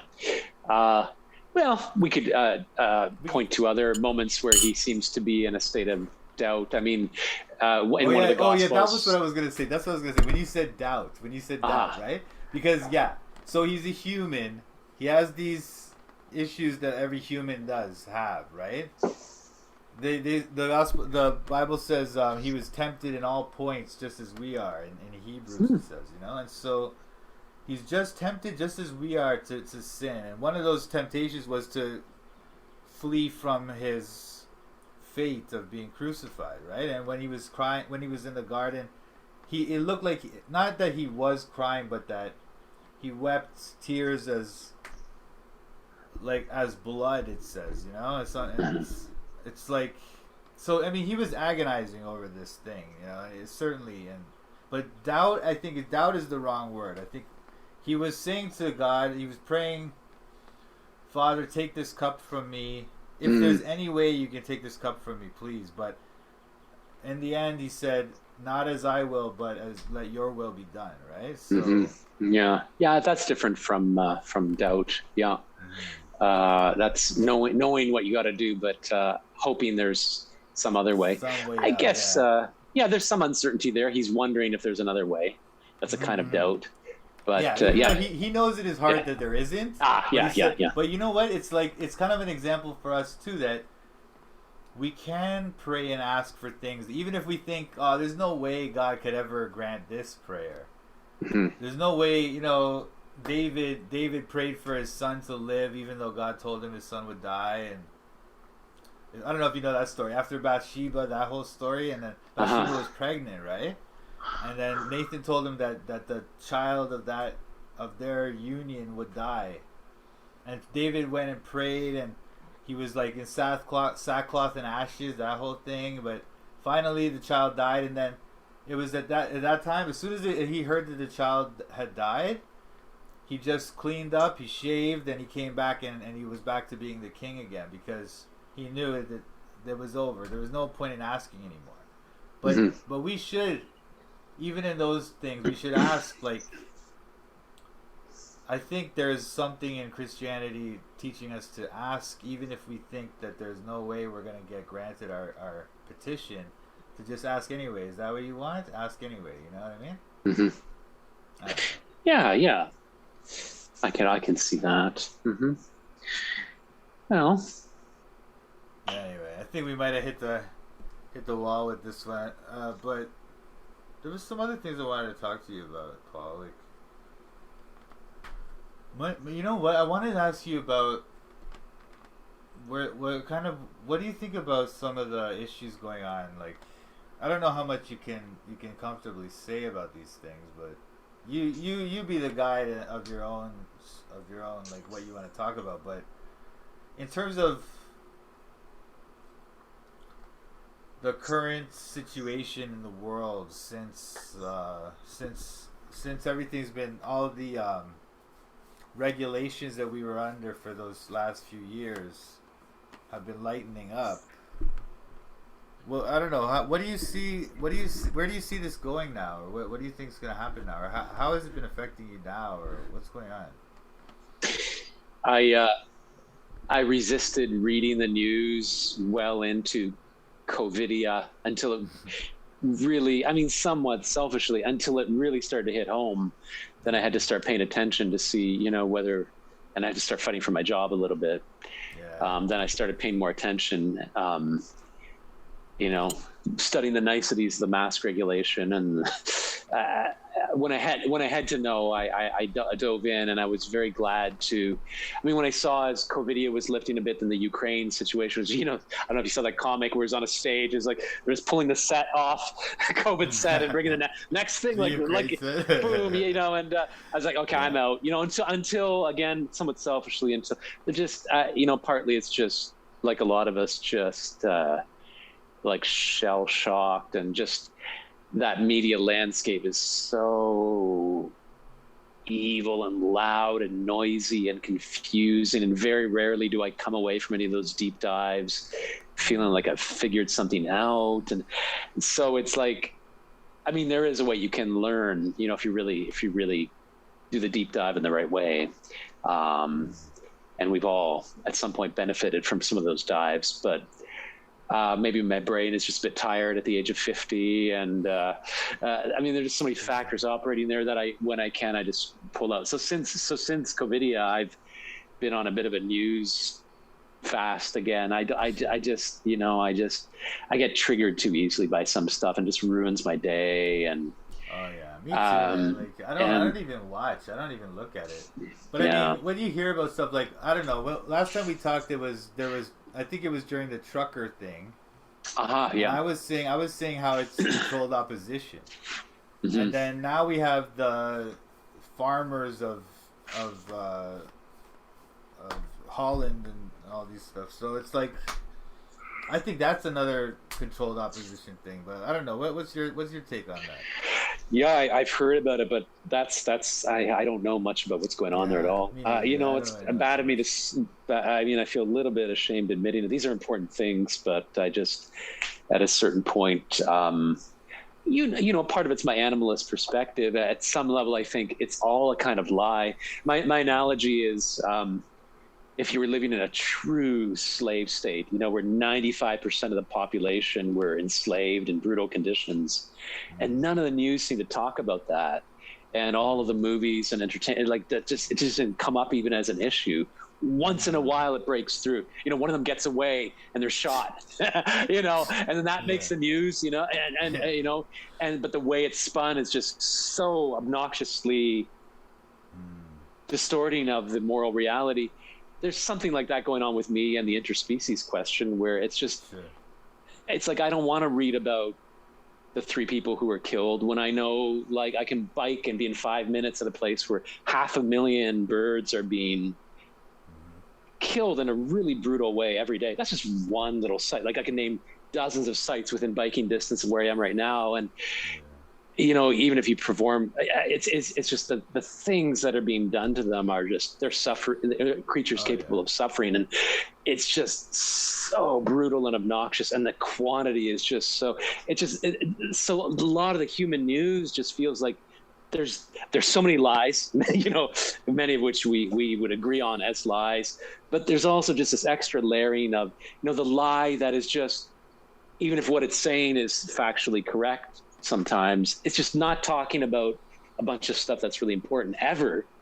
And so I just hate it. Like, I hate that voice stream. And so it doesn't take much for me to just want to turn it off, and I'll pay attention to it when I need to. But it just feels like you, for some similar reasons and some different reasons, consider the whole thing like just this megaphone of lies too. And so it's hard to pay attention to that stuff. And so I don't have anything intelligent to say about it specifically. Just this meta kind of reaction to the info war going on.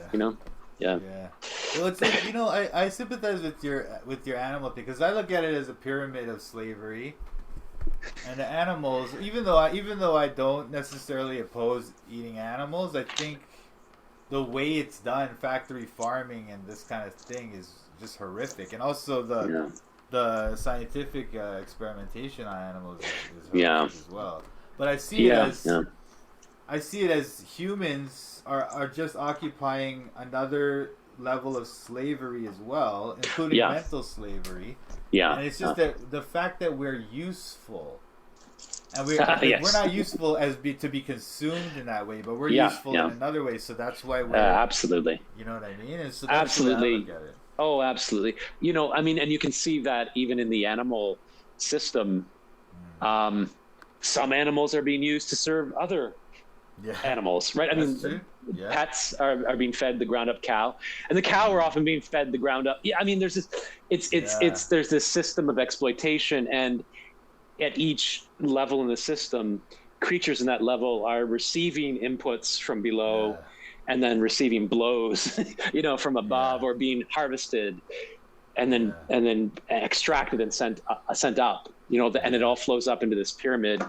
And I agree, humans, including people you can point to who seem to be doing really well in our system, they're also being used. And totally.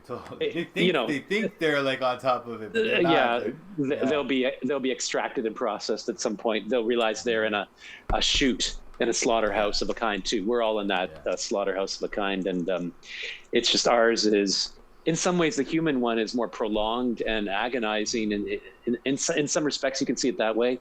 When there's something, I say this to Julian when we talk. It's like we get the shitty version of everything. There's a utopian version of the thing that's going on you can imagine, but we get this shitty exploitive version of it. And of course, you want a society that cares for its elderly, but in our industrial, medical, capitalist complex, that becomes this thing where our bodies are clearly useful to corporate medicine for the final 3 decades of our life. That's when we really start to, it's like all the capital we've accumulated, most of that for the middle class and upper middle class, like so much of that capital will be extracted by the medical industry, and we're our narcissism is partly, we want to live at all costs. COVID has shown that there's some people just really need to, we all want to live, but there's some people who just are not at all ready to die, not in any bone or cell of their body, and they will fight that with everything.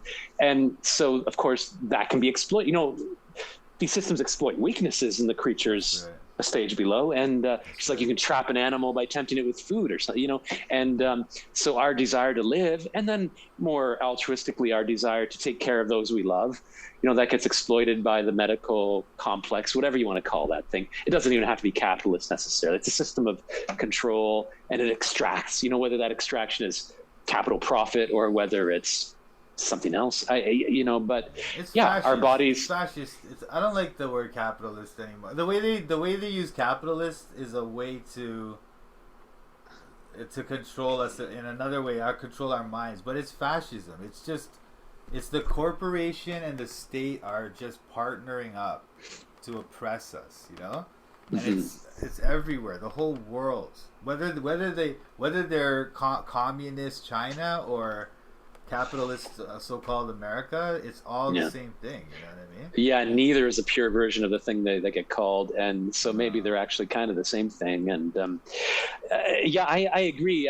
In a way, this I mean, it's hard to know what to call these huge superhuman systems, so we end up using these words that we're often not quite happy with, but we say liberalism, capitalism, humanism. But with capitalism, the use of that word, I think I agree with you. It's partly functioning, I would even say, as a happy story we tell ourselves. Not quite happy, but if it's just capitalism, if it's just money they want from us, I can understand that, and that doesn't seem quite so alien, but and inhuman. But if they just want to control, because the cackling villain in a Bond film, they love power. You know, like a Sith Lord that is.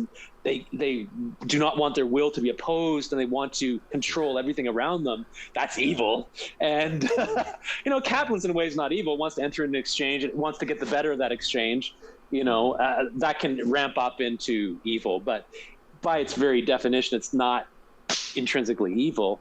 But if you just want to control everything and you want anything to oppose your will, that's pretty close to evil, unless you know you're God and you're good. But even then, you want free will to be entered into part of the exchange. So, it's frightening to think. It's just like a lot of people don't seem to understand pure sadism, or they don't understand that there are people who really get off on that stuff. Get off on controlling animals and killing them. Like, it's not just they want their food. It's they don't feel like men. They don't feel like men unless they're controlling something, and something is struggling against its will, and they're overpowering that. And animals are an easy way to do that, and people that's more disturbing, and we're so protected from that usually. And it's really troubling to think that our world might be kind of in the hands of beings like that. Oh, yeah. I know. You have to see this movie. I mean, I don't know. It's kind of like people are gonna say I'm being pretentious for saying that this movie's a masterpiece, but it's just that movie Sallow, 120 Days in Sodom. It's called. Okay, so it's based on it's actually you said the word sadism. It's based on a novel by the Marquis de Sade.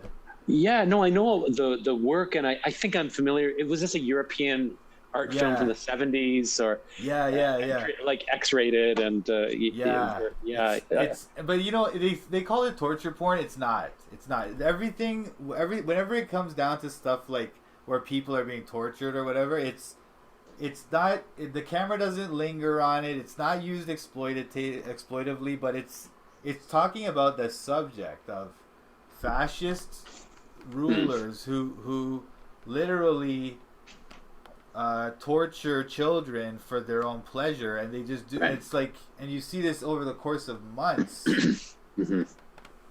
And what people don't understand about this movie is it's about real life. And the Marquis de Sade, when he wrote his novel, he was talking about real life. This is what is going on. This is what the rulers of our world do.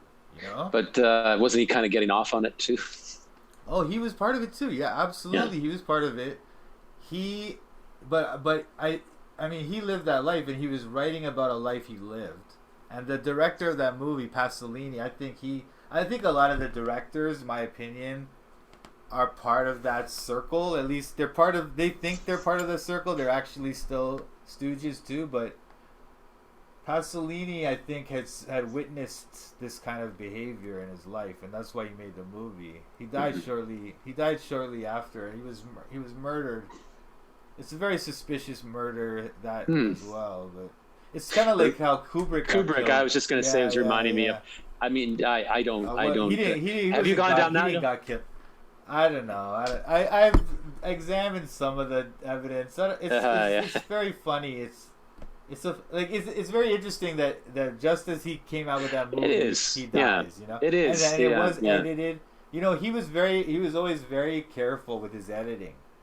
And the idea that these guys edited his movie after he died and then released it. They edited it. It hadn't been finished editing. Yeah. No. He'd shown a cut of it, like just a few days before he died. He had shown a cut of it to some executives, I think. Right. I didn't hear Warner Brothers. I think if he was still with Warner Brothers, and he died a few days after that. But probably it wasn't at its final cut. I seem to recall that even when he was taking the boat over from England to debut 2001 at a New York theater. I think he was still doing he had an editing station set up on the ship, so he was doing some so probably he would have tweaked it right up to the release date. And I think also the score, I mean, it's a very distinctive, that single note piano score.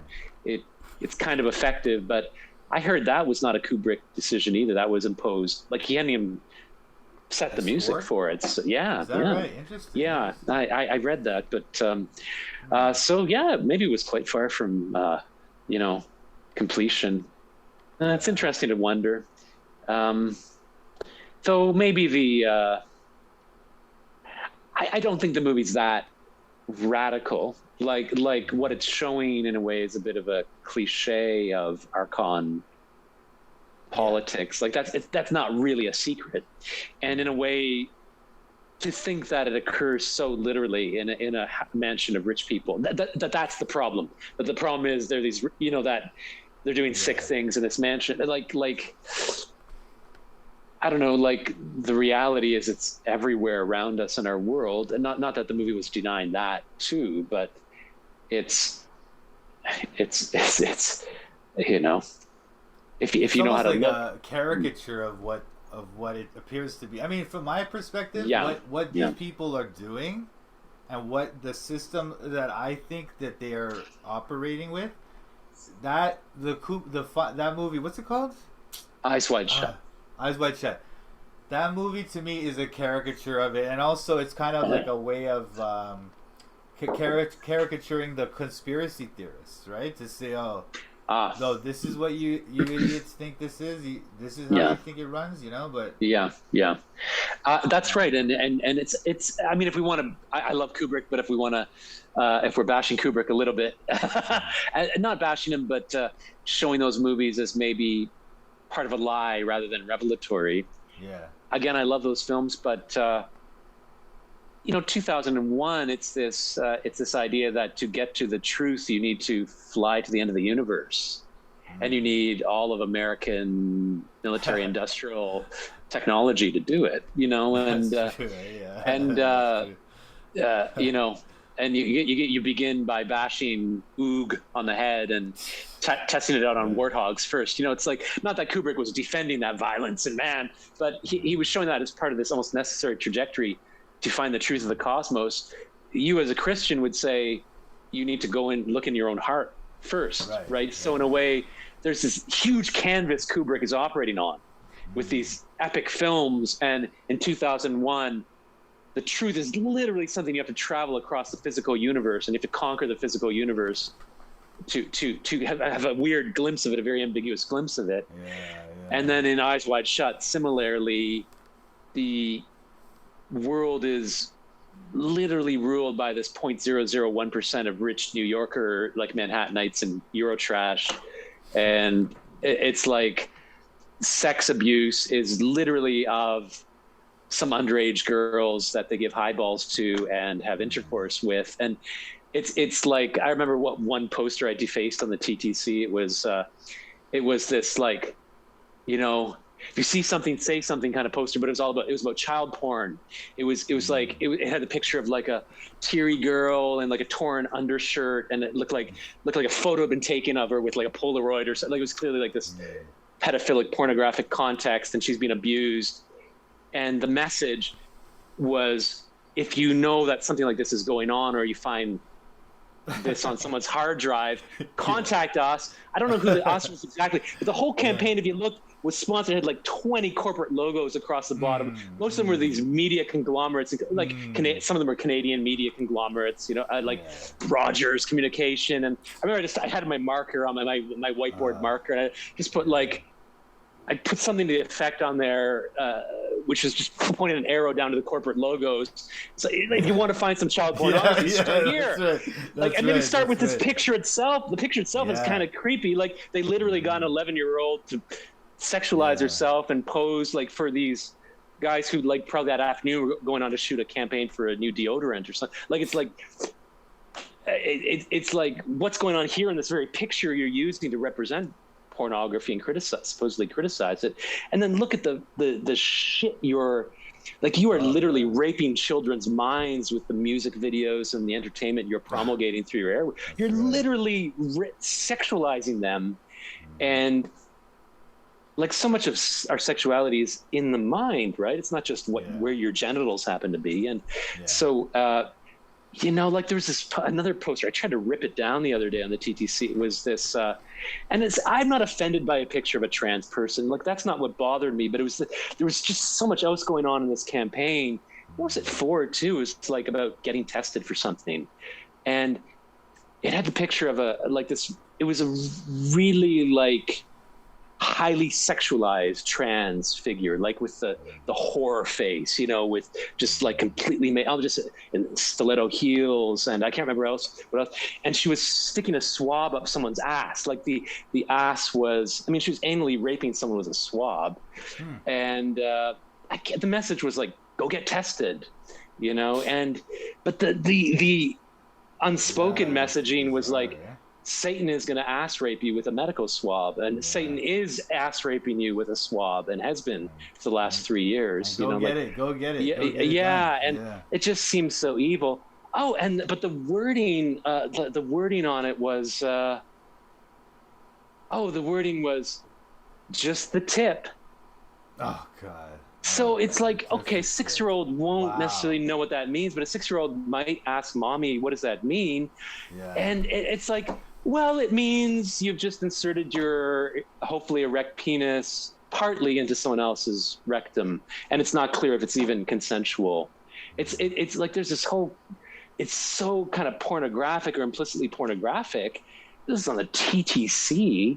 It's like, okay, this is like raping children's minds just by this like they don't need to know about that yet. There's something that's a little bit nice about it. I don't think children are completely asexual, but there's something just nice about being a little bit protected from that carnal, kind of amoral reality of reproduction. And the media landscape will not allow that. They won't allow that. They want you to teach it to kids. Well, it's like, kind of like that. Yeah. There was I don't know, again, you're not reading the news, but there was this big debate over that in Florida where they tried to make it illegal to teach about LGBTQ to kids under a certain age, and it was you have Disney out there. Mm-hmm. Disney's fighting this law. Disney is fighting this law, But what I would say about it is, as similar to what we were saying about animals and people, there is again this pyramid of sexual abuse happening in our society, and everyone is experiencing this. Mm-hmm. And it's just that the most vulnerable are the ones who are really getting it, but everyone is going through this. And all your kids, when you send your kids to public school, when you let them watch TV, they're all getting this. We're getting it, and it's just everyone's just getting mind raped, Right. But at the worst level, it's even Pizzagate is just part of the mind rape, and Pizzagate is not even touching on how bad it really is. My opinion, it's like industrial scale, production and distribution of sex slaves and torture slaves, and that's all happening. Literally. Sorry? You mean literally bodies being exchanged and enslaved and chained and Yeah. And Pizzagate was an indication of that world. Pizzagate is like, I think they released Pizzagate on purpose to give you a picture of what it is, and then they blamed it on the left. It kind of helped Donald Trump in his campaign. This is all part of their control of the narrative. But they want to release this stuff. It's part of their thing of revelation of the method, or externalization of the hierarchy, they call it sometimes. These occultists feel like there's some kind of karmic thing, karmic release for them if they let you know what they're doing. So they do everything in plain sight, right? And then it's like, oh, you should have known. You should have known. We told you. Yeah. But what's really happening is much worse. Like, I'll give you an example. There's this YouTuber. Well, now he's on BitChute. Of course, they took him off YouTube. This guy, Mouthy Buddha. I think he's part of it. But he talks about this stuff.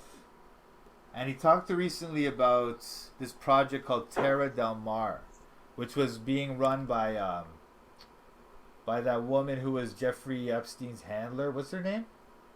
Ghislaine Maxwell. Yeah. So that woman was running this. This thing is part of the UN. She appeared at the UN. She's talking about this thing, Terra Del Mar, which is these like underwater like submarine. They're trying to build submarine like travel routes and stuff, and it to me, and what he was talking about is how it's all part of their way of shipping children around, and it's probably right because that again, this is part of their revelation of the method thing, right? Seems dubious to me that I mean, yeah. Well, one way more different. Before you say that though, right? But just think about this. Why is Ghislaine Maxwell going to the UN? The guy at the UN is like how she rules the seas. This UN guy is like how Ghislaine Maxwell is like how she rules the seas, and she's speaking in front of all these world leaders about who is this woman. Who is this woman? And she's like speaking in front of all these world leaders about this international project about having underwater sea lanes. Like, what is this? You know, and it's just weird. Hey, look, there's very good reason to be suspicious of that these kinds of hype projects on that scale, and especially when they're headed by people with that kind of history. But that would be used specifically to ship children around. Just seems highly unlikely to me for a number of reasons. Just even if I just thinking sympathetically like an evil archon, that just seems like maybe not the greatest way to do it. Oh, but, not just kids, also drugs, also money, whatever they want. Like for example, another thing. I'll give you another example. Like there was this thing in that. Did you see the movie Tenet? I don't know. You probably don't like Nolan, right? Oh, yeah, no. Like okay. Got mixed feelings about his stuff. Yeah. But that movie, if you saw it in the movie when they had that location behind the airport where rich people could go and put their stuff, and it's like no customs stuff and all that stuff, right? That's another kind of way that they're doing those things. That's in my opinion, that's how they do it. That's how they were doing it. Now they have Terra Del Mar. Now they're gonna go into that way of doing it. But for now, they have this way of doing it, which is they don't have to deal with customs. They put whatever they want, full containers of whatever they want that never sees customs. It hides in the airport. They take it out whenever they want, and they're fully telling you in their Hollywood movies that this is what the super rich can do, and you don't live in that world because you're not part of that club, you know. But it's a little bit like our conversation about Kubrick making it so explicit in this actual mansion of decadence. I mean, there are mansions of decadence, of course, but to pinpoint the conspiracy there and to show it in that kind of explicit ritual, cinema needs to use this kind of obvious language to tell a story efficiently. It's a visual medium mainly, but you shouldn't confuse that one shouldn't confuse that for the reality. The reality is messier and more ubiquitous, unfortunately. In a way, whatever's going on with the Terra Del Mar, I mean, in a way that system already exists, just in terms of the rich and their international access and their ability to move between jurisdictions. And most of us are more tied. We're like serfs. We're tied to a jurisdiction. Like if I get involved in a lawsuit, I don't have the kinds of lawyers who can finagle a shift of, what's it called when they shift the hearing to another location. And the rich just have control over that international system of law, so they can, in effect, get away with not paying taxes and in effect, get things moved around where they need to go and set up shell companies. And, so it's like a metaphor, at least, for what's already going on. But anyway, the reality of it, I can't comment on. But that's I tend to think that the reality is sometimes just a bit more banal. It's like sex slavery is just the thing you're already seeing around you. That's the main part of it, and not denying there's actual bodies in rooms, but I just these archons are pretty high level. I think they are into slightly abstract, almost exalted versions of the thing, and they prefer, they're more satisfied by the mass mind rape through media than through actually locking up kids. That's so first century or something, that if you have control of mass media, you don't need to lock up literal kids anymore. You've got them in these invisible chains, and you've got them from the beginning to the end. It's much more effective and cleaner.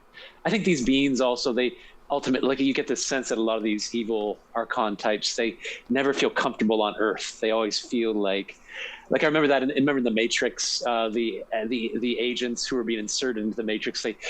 Agent Smith, he always complained about the smell of the reality, and they want to. That's part of the this motif of getting in a rocket ship and leaving Earth, or leaving our physical bodies and being virtualized. These things that will be available to the rich. Part of it comes through their discomfort of not just being among the poor, but being embodied and having to deal with the body. And it's kind of their own version of the transfiguration of the body. It's like they have their own counter narrative. Part of it's technologically driven, but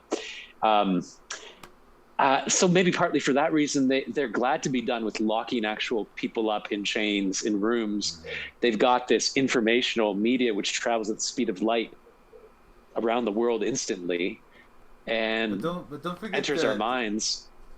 Don't forget the sadism part, right? And also, I mean, as a Christian conspiracy guy, I look at it as it all harkens back to those Molech rituals and that kind of thing. So it's like there's something about I mean, even Crowley talked about it, right? There's something about sacrificing the child, the beautiful and intelligent child is the prime sacrifice, right? So there's something powerful in that, right? And that's what they're trying. That's the power they're harnessing.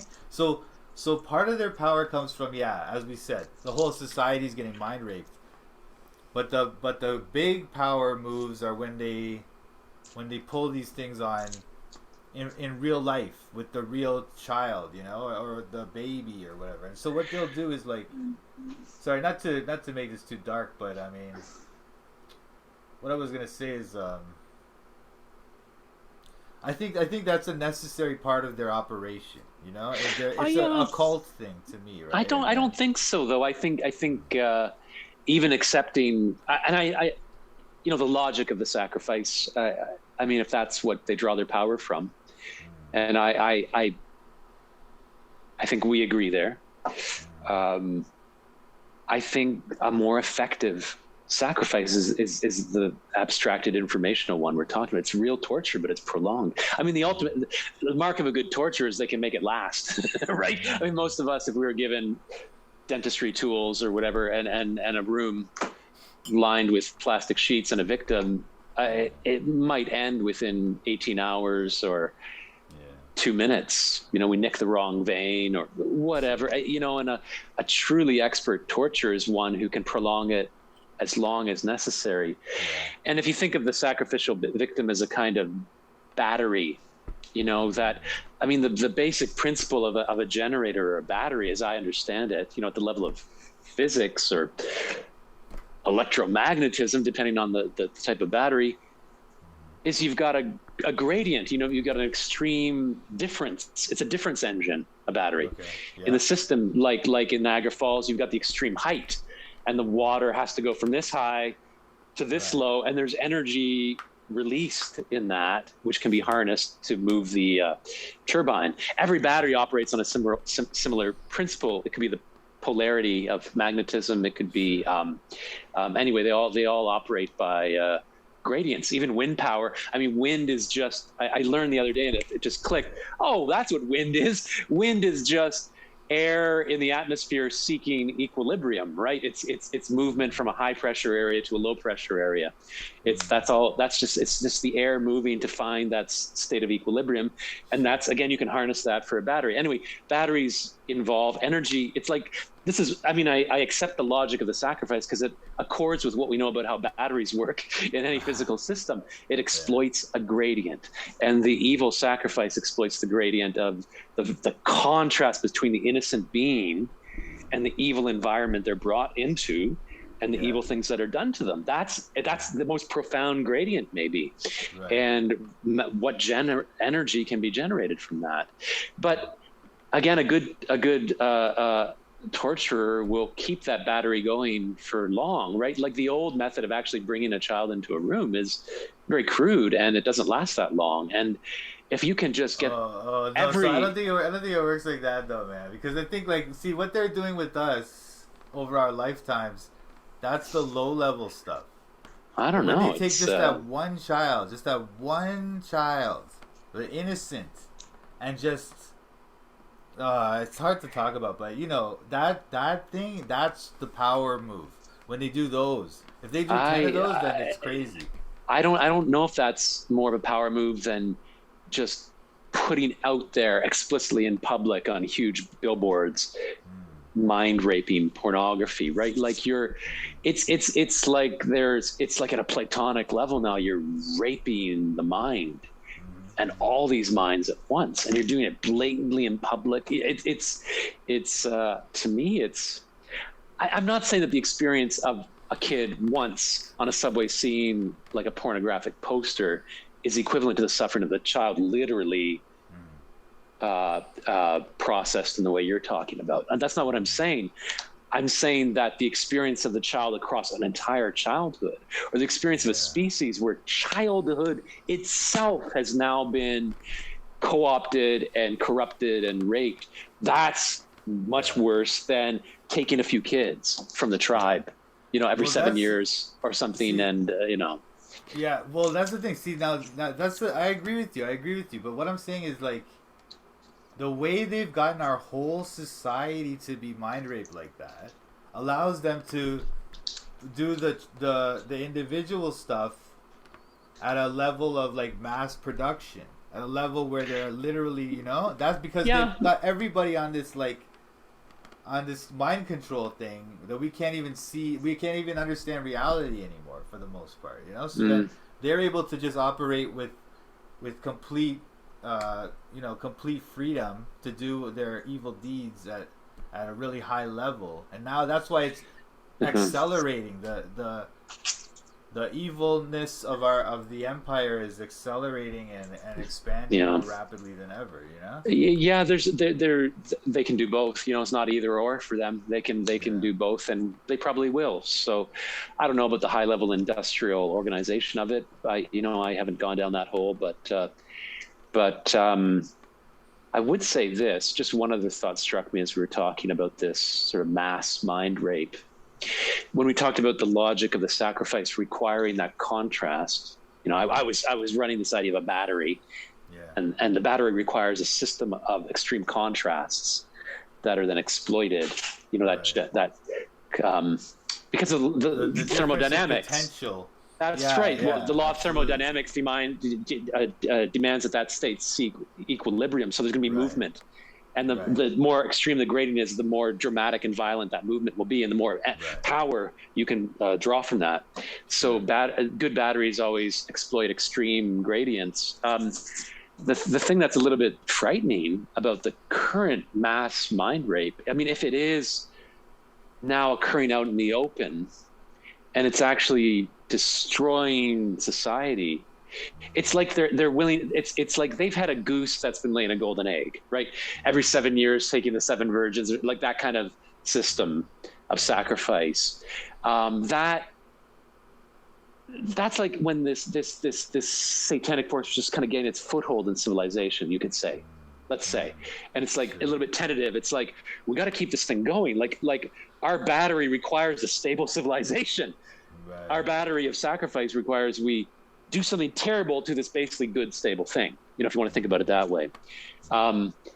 And so they just, draw selectively and somewhat secretively from it.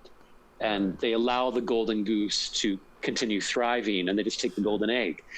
But now it's like they're killing the goose. They're strangling the goose. And that's it's worrisome because you got to think that they know more than you and I about, like, there are cons. You got to respect that they've got a kind of scope of knowledge of a certain long game, like maybe 10 or 15 years.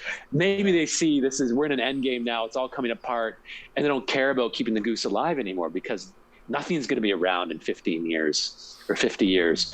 So it's like the building's on fire, take what you can now. And so they're doing it out in the open, and they don't care if it ends up within a couple of generations destroying the stability of society. I mean, if you really mass rape childhood and you destroy the family, society falls apart.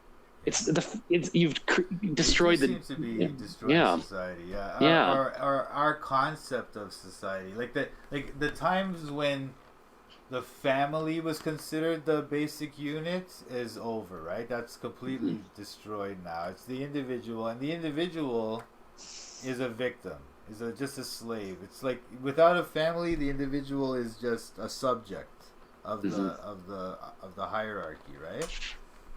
But yeah, the hierarchy doesn't like anything that competes with it, whether that's the family or the ethnic tribe or the religion. Right. I mean, it's so extreme in China. You can, like, why do they go after Falun Gong? Well, it's just because it dares to exist as a contrary system. Resist. And it doesn't even resist that. It just dares to exist as an alternate. And it's like that cannot stand. Like, it's so extreme and cartoonish in the Chinese version of it, but we got to use that as a mirror and say, I see. What's the version of it here? What version do we have it here? And we do have that version. The version here is also, I mean, I think the version here is the kind of the way Christians are treated. And by Christians, I mean Christians like me. Not Christians like, there's Christians, the Lordship Salvationists, who are the vast majority of Christians. They're kind of left alone, but people like me are sort of, we're really kind of marginalized and I won't say oppressed, but it is kind of oppressed. I mean, just the fact, well, I guess it's anybody who didn't want to get vaccinated, but I always look at the way there's all these jobs I qualified for, and I can't even apply, and some of them I applied, and they rejected me for the reason that I was not vaccinated. You know what I mean? It's like, and now I have to go. They're getting away with that still, eh? They're requiring that in all these job applications. So in a way that it's like they're allowing these things to persist. You know, it's never gonna go away. This is a way of controlling that they're never gonna let go, man. Yeah, I mean, you're lucky. I mean, I won't say lucky, but I'm glad that you were able to resist as long as you did. But one step below you, I guess I'm like one step below you in terms of that kind of ladder climbing thing. Is so good, and it's like, no, you must have a vaccine. I have this skill of teaching ESL, so I was like applying for some of those jobs. Every single one. As soon as I get through all the hoops you have to jump through, they ask me, do you have a vaccination? This is all online, and it's, I mean, in the end, I was allowed to keep my job because they had to concede, if you were teaching just online stuff, that it's like they pulled back on that. Even though for a while they were even pushing that, and they were making it a condition of applying, but they did. I've seen that. Actually, I saw that at a Ryerson. There was a Ryerson job I wanted to apply for, and they said that. Even online, you must have a vaccine. What? Yeah, they won't though. So if for the purely online stuff, or certainly through the Chang school stuff, it says that there in the contract or whatever. Like, but you don't need to be. They're not going to. I don't think they're going to ask at any point for proof of vaccination or anything like that. For the truly online stuff, at least for the Chang school stuff. Just so you know. But yeah, they didn't really change the language. They want they want to keep as much as they can, so they kept the language in there anyway, just in case it all. They're concerned it's all going to flood back. But no, that's terrible. Your ESL was all through webcams. I mean, it was all international, and that's. But it's all right. But it's like, I don't mind, but I mean, I do mind. But it's like, I can see that that's just the way the world is going now. The world is now being split. I mean, our society anyway is being. The two-tier society, as they like to say, as people like to say now, it's here. is here. Yeah. And it's just we have to live with it now, and it's just the reality. Anyway, I don't want to end on these dark subjects. No, let's end on a happy thought of maybe next time we'll get Jeff in here. Yeah, that'd be good. Yeah, we can. Sorry, go ahead. Yeah. Oh no, we can talk about all this stuff with Jeff too. He's interested in all this stuff. But that third element in there, I'm sure we'll go some other places, and we could talk about. He's got a lot of interesting things to say about music and art. Yeah. That's what he wanted to. Yeah, he mentioned that, and I was like, yeah, that's interesting because we did talk about that before. About some of my ideas and about the demonic in art and popular art and stuff, right? And we covered it today too, right? With Kubrick and. That's true too. I think. Rather than setting topics, it's guaranteed there's certain things that are going to come up, when we talk, and it'll be interesting to see what comes up when we get Jeff on too. I'll let him know for us to find a time and day. All right. In the coming weeks or whatever, and sure. Yeah. Wait. One more thing I wanted to. I guess I don't know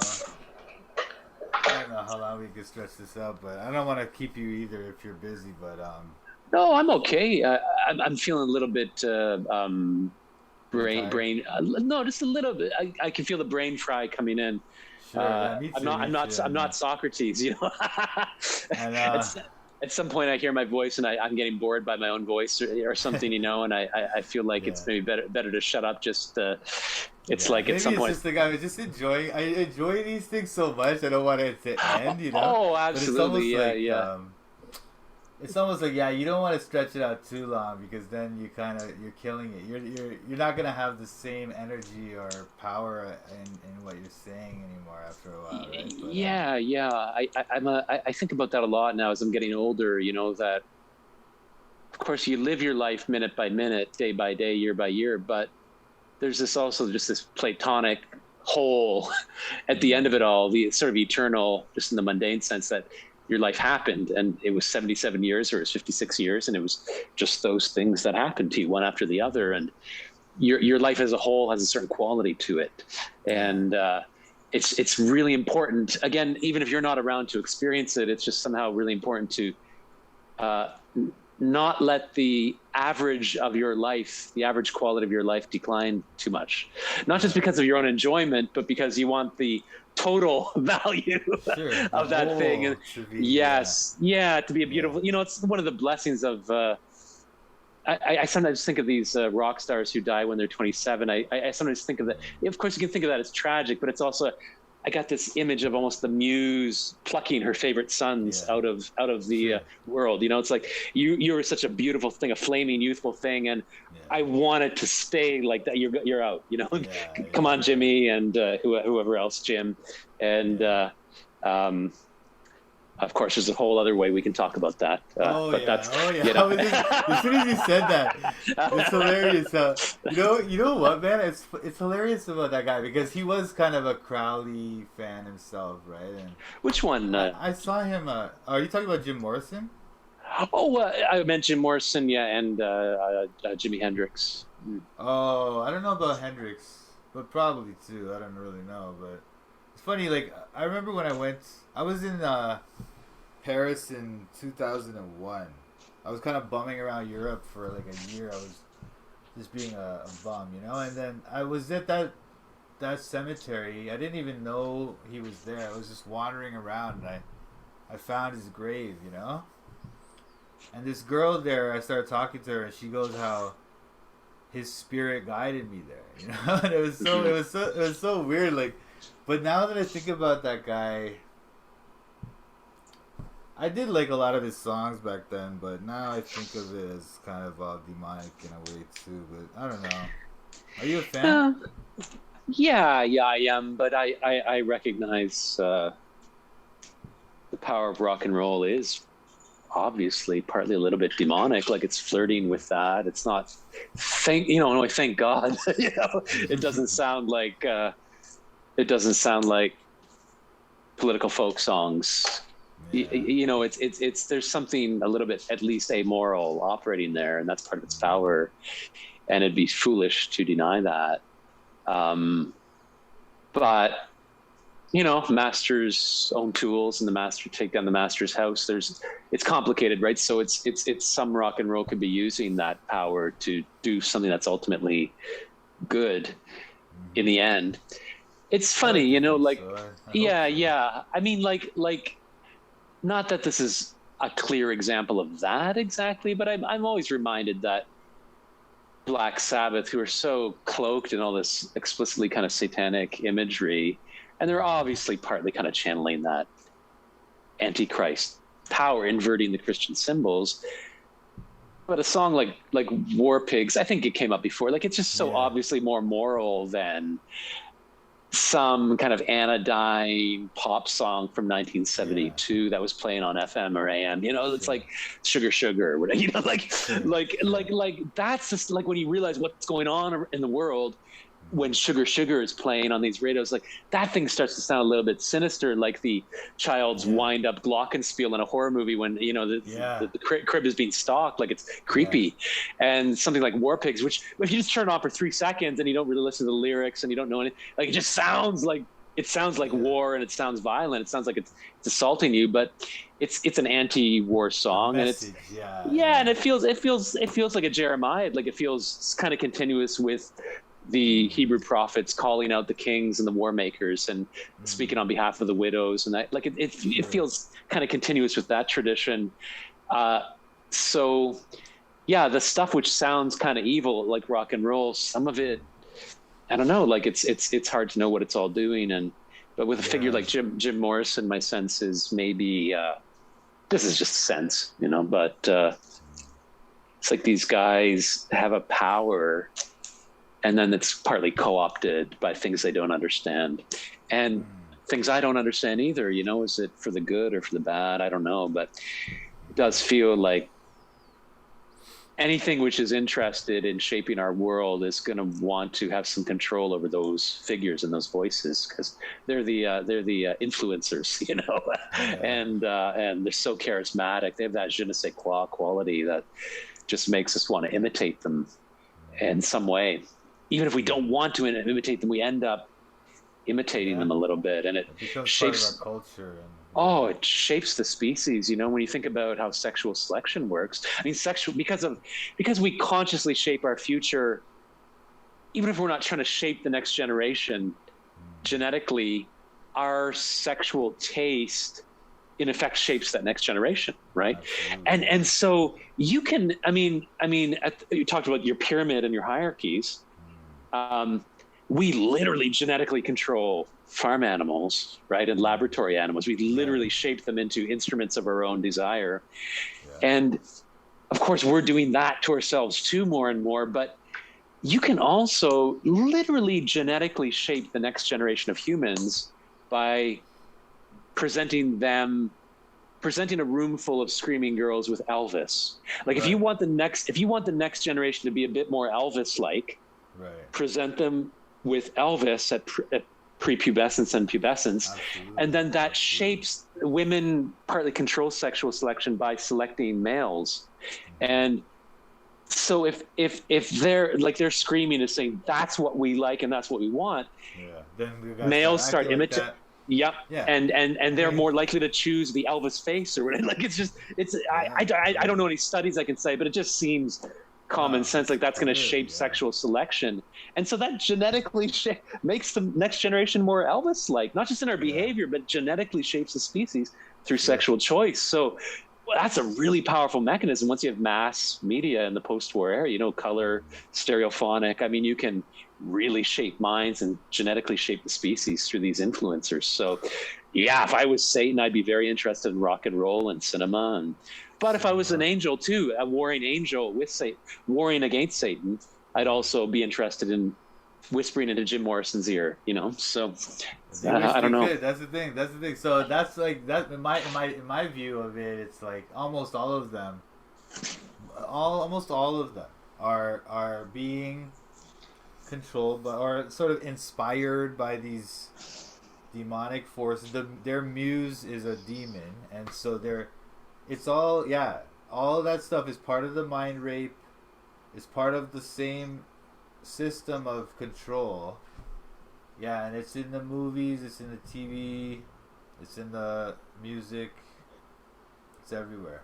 And it goes back to Shakespeare, back to ancient Greece.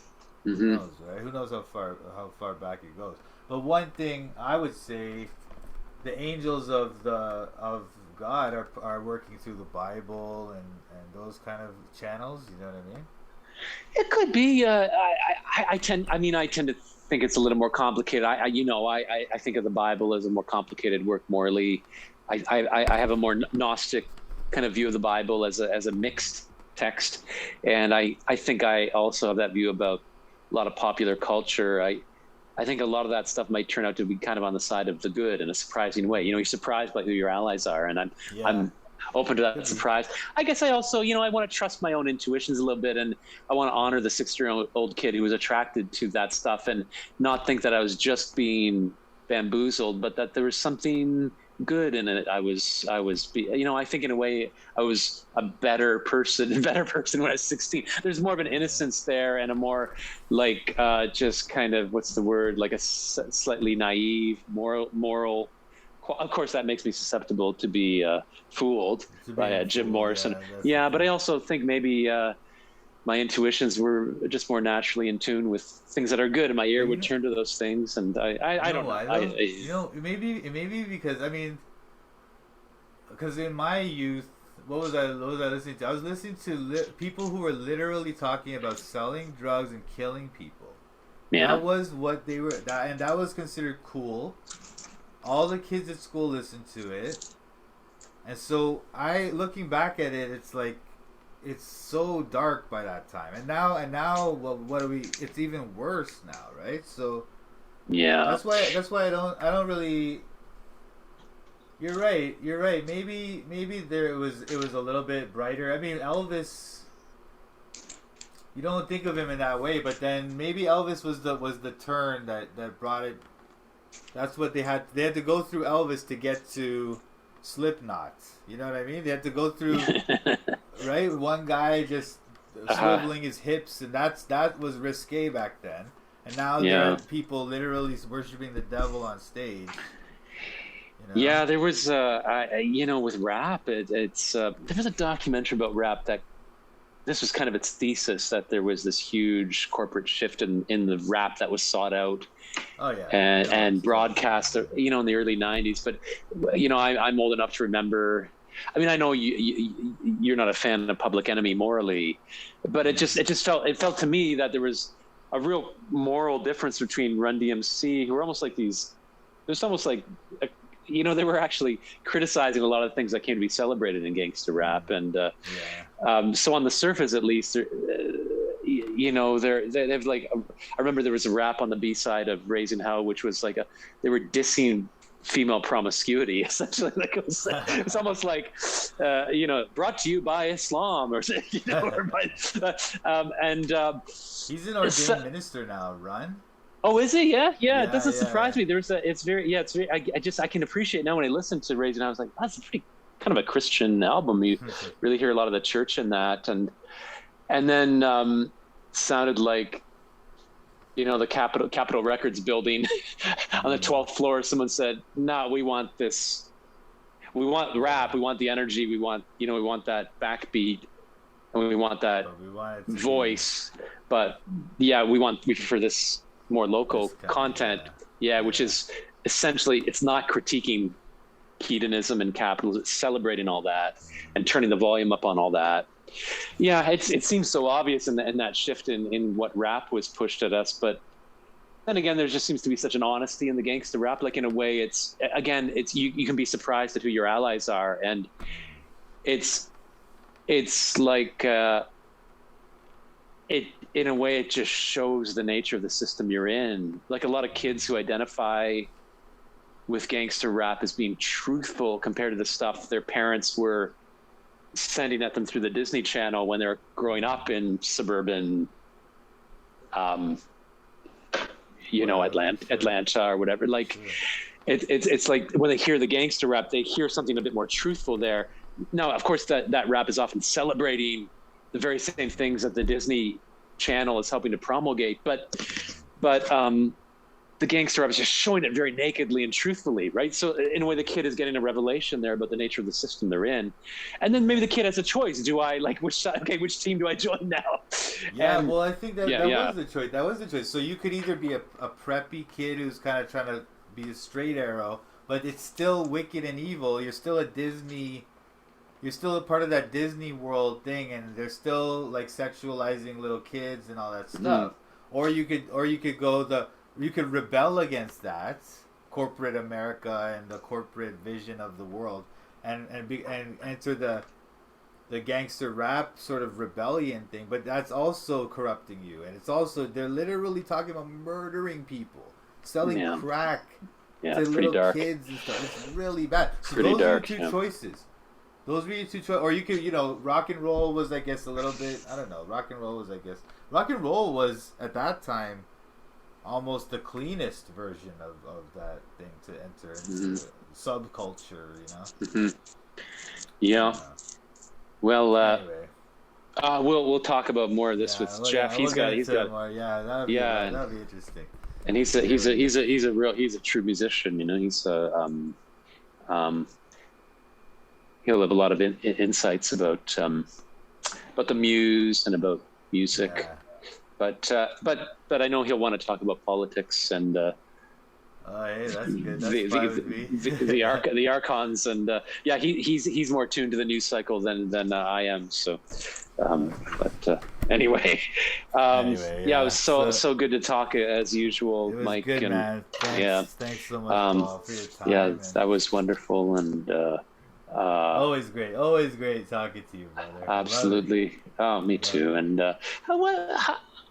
you mentioned seeing, what's his name, Jeremy at the Tim Hortons around the time you were taking my classes, and I meant to ask you, when was that? What was that? 2012, 13, around then? Yeah, that's when it was. Okay. It was 2012 up until 20. I think it was 2013 till 2015. That's when I was at Ryerson. Okay.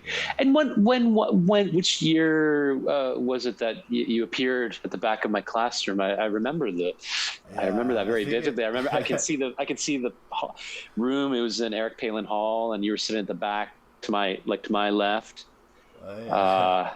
Kind of slouching back, and your head cocked a little bit skeptically. I was probably running a bit more of a scientistic position back then, but I think you helped squeeze that out of me. No, I still honor science as a method, but I think I just had a bit more than the default from grad school, kind of some more uncritical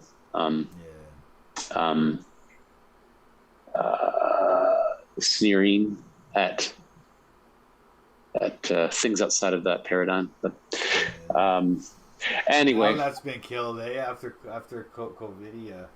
It's been destroyed now. The whole idea of just trust the science. Oh boy. Oh man, how it became a mantra. Yeah. Anyway, I don't want to start you on another. Let's save that for next time, okay? Okay. Okay, man. Next time. Thanks so much, Paul. All right, see you next time, and thanks for watching the Toronto Bible Study Podcast. Signing out.